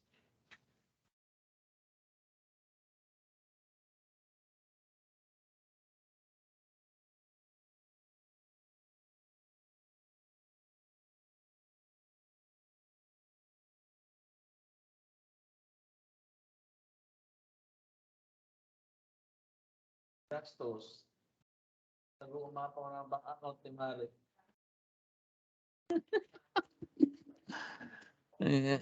Sana all. Andito yung Mrs. ni Maestro TV. If you guys don't know Maestro TV, he's the founder of LCLC. Magkapit-bahay lang kami dalawa. Actually, magkakababata kami nito mga to. Anyway. All right, let's go. Let's continue this. Pwede na kayong mag-type ha kung gusto niyo.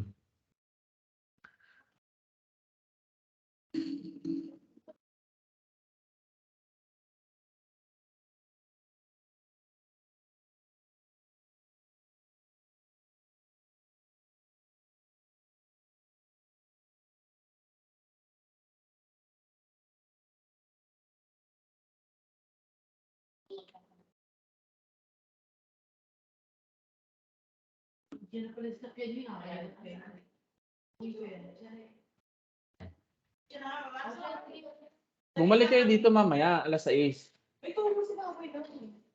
Hindi, di alas 8 siya pumunta dito.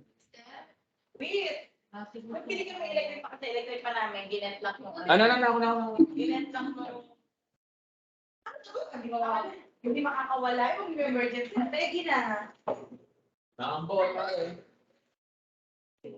Ginent ka lang. Sige. Ingat.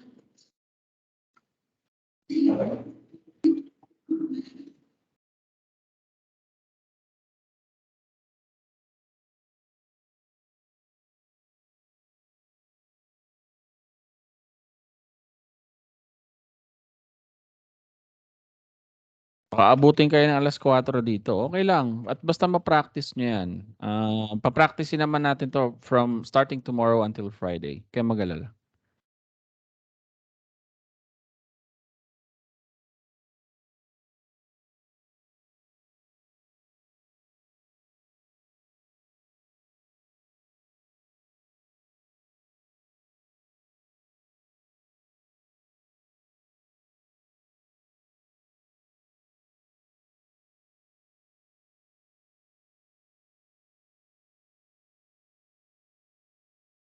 Ulitin natin to.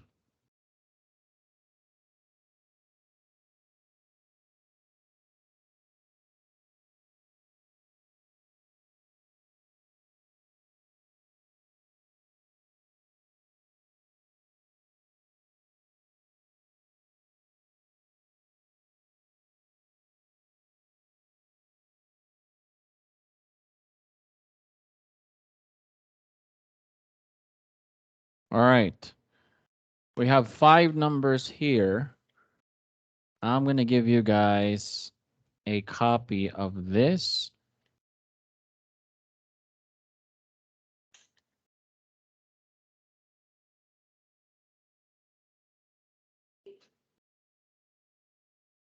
So when you're done, let me know. We will check it all together. And your requirements nasa harap ninyo. Okay, let's go.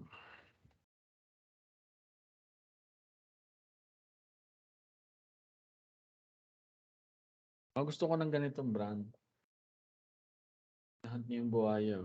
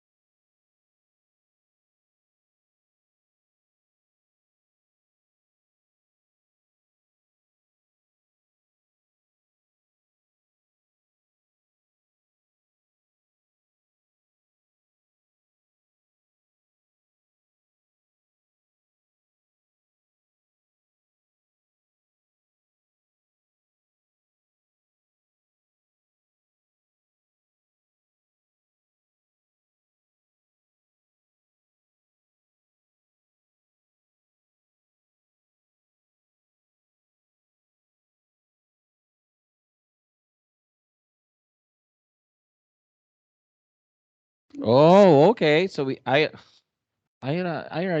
yes, Ira, that's a given. You're supposed to be done. Okay lang yan. So tapos na si Ira. Tanet is done. All right, great. Harty is done. Amazing. Amazing. All right, let's do it. Extend tayo. Wala tayong magagawa. Mahirap talaga tong ano natin, ginagawa natin. So, extend. Habang gumagawa kayo dyan, ayusin ko lang tong home studio kasi may magja-jam dito mamaya. Do you guys want me to go on live? Para magagaling yung mga dadating dito, promise.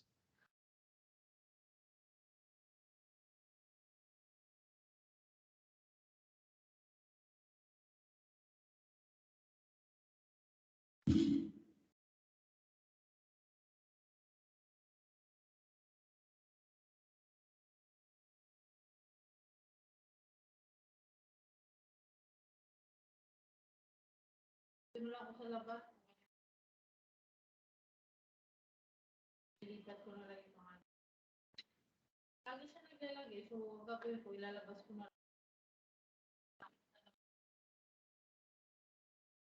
Pag-call. Tama. Pero kasi yung puso ko nasa loob.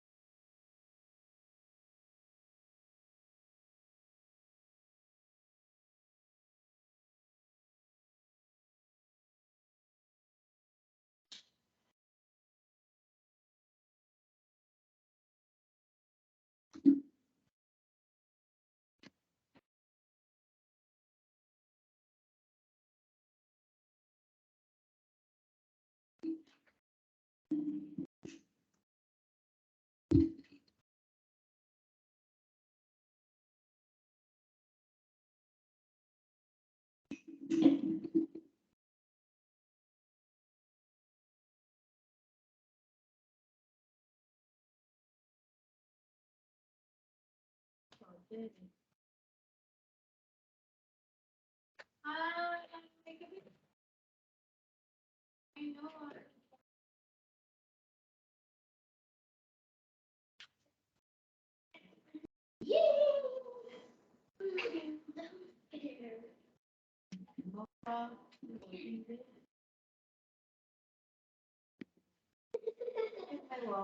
Oh, you don't bully.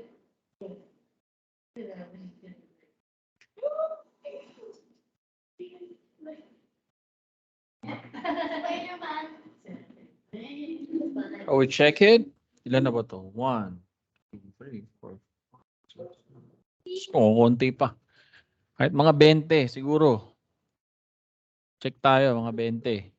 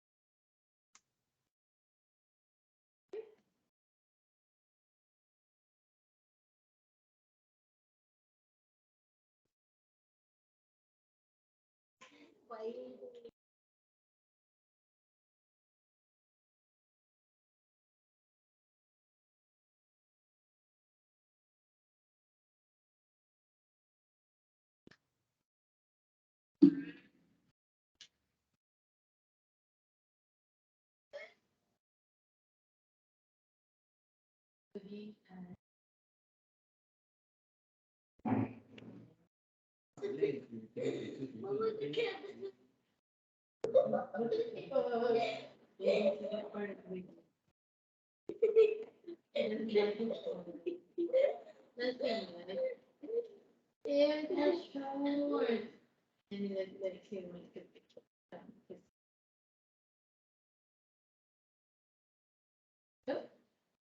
Eating okra. Oh, there you. Oh, no, what's up?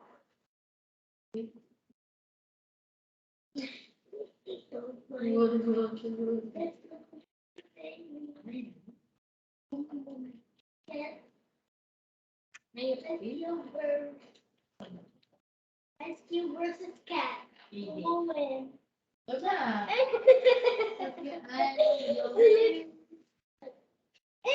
Fire.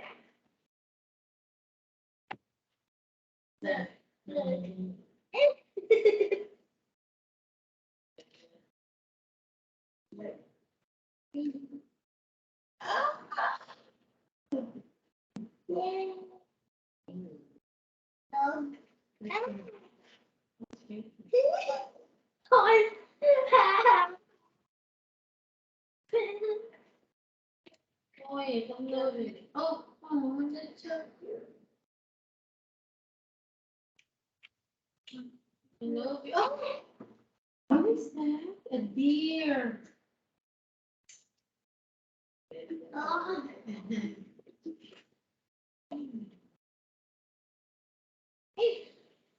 Ketul. Ketul. The dog. Ketul versus dog. But you smell so good. Have you eaten your... Yeah? Kind of crispy. Hey.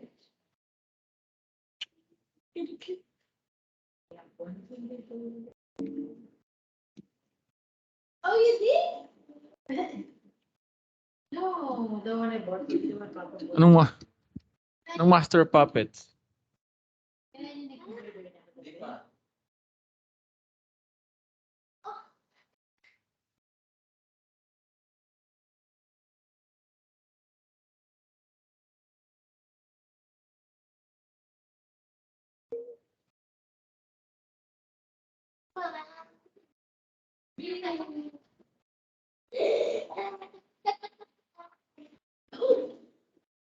Uy.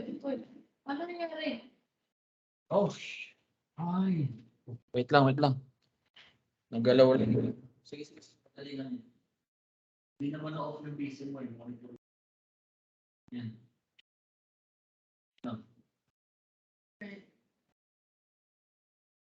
Shit, lagi na lang.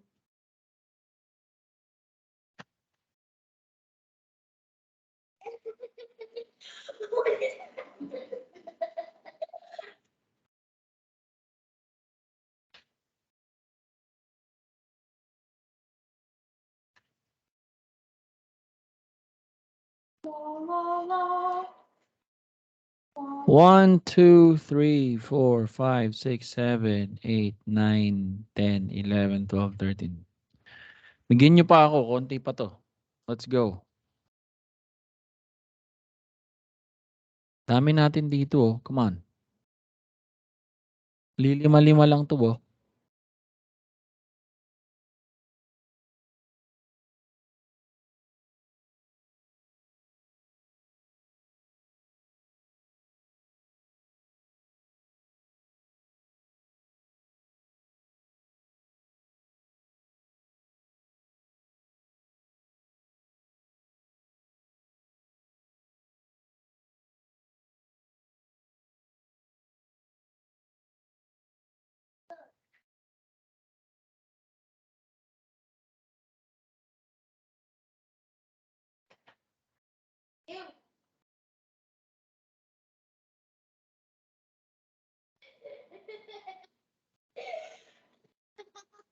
You want to buy that?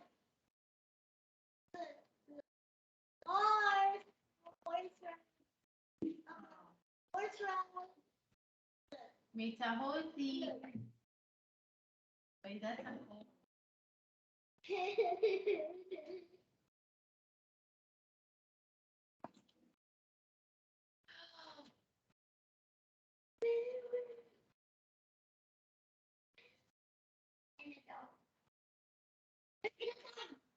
Kinanaw.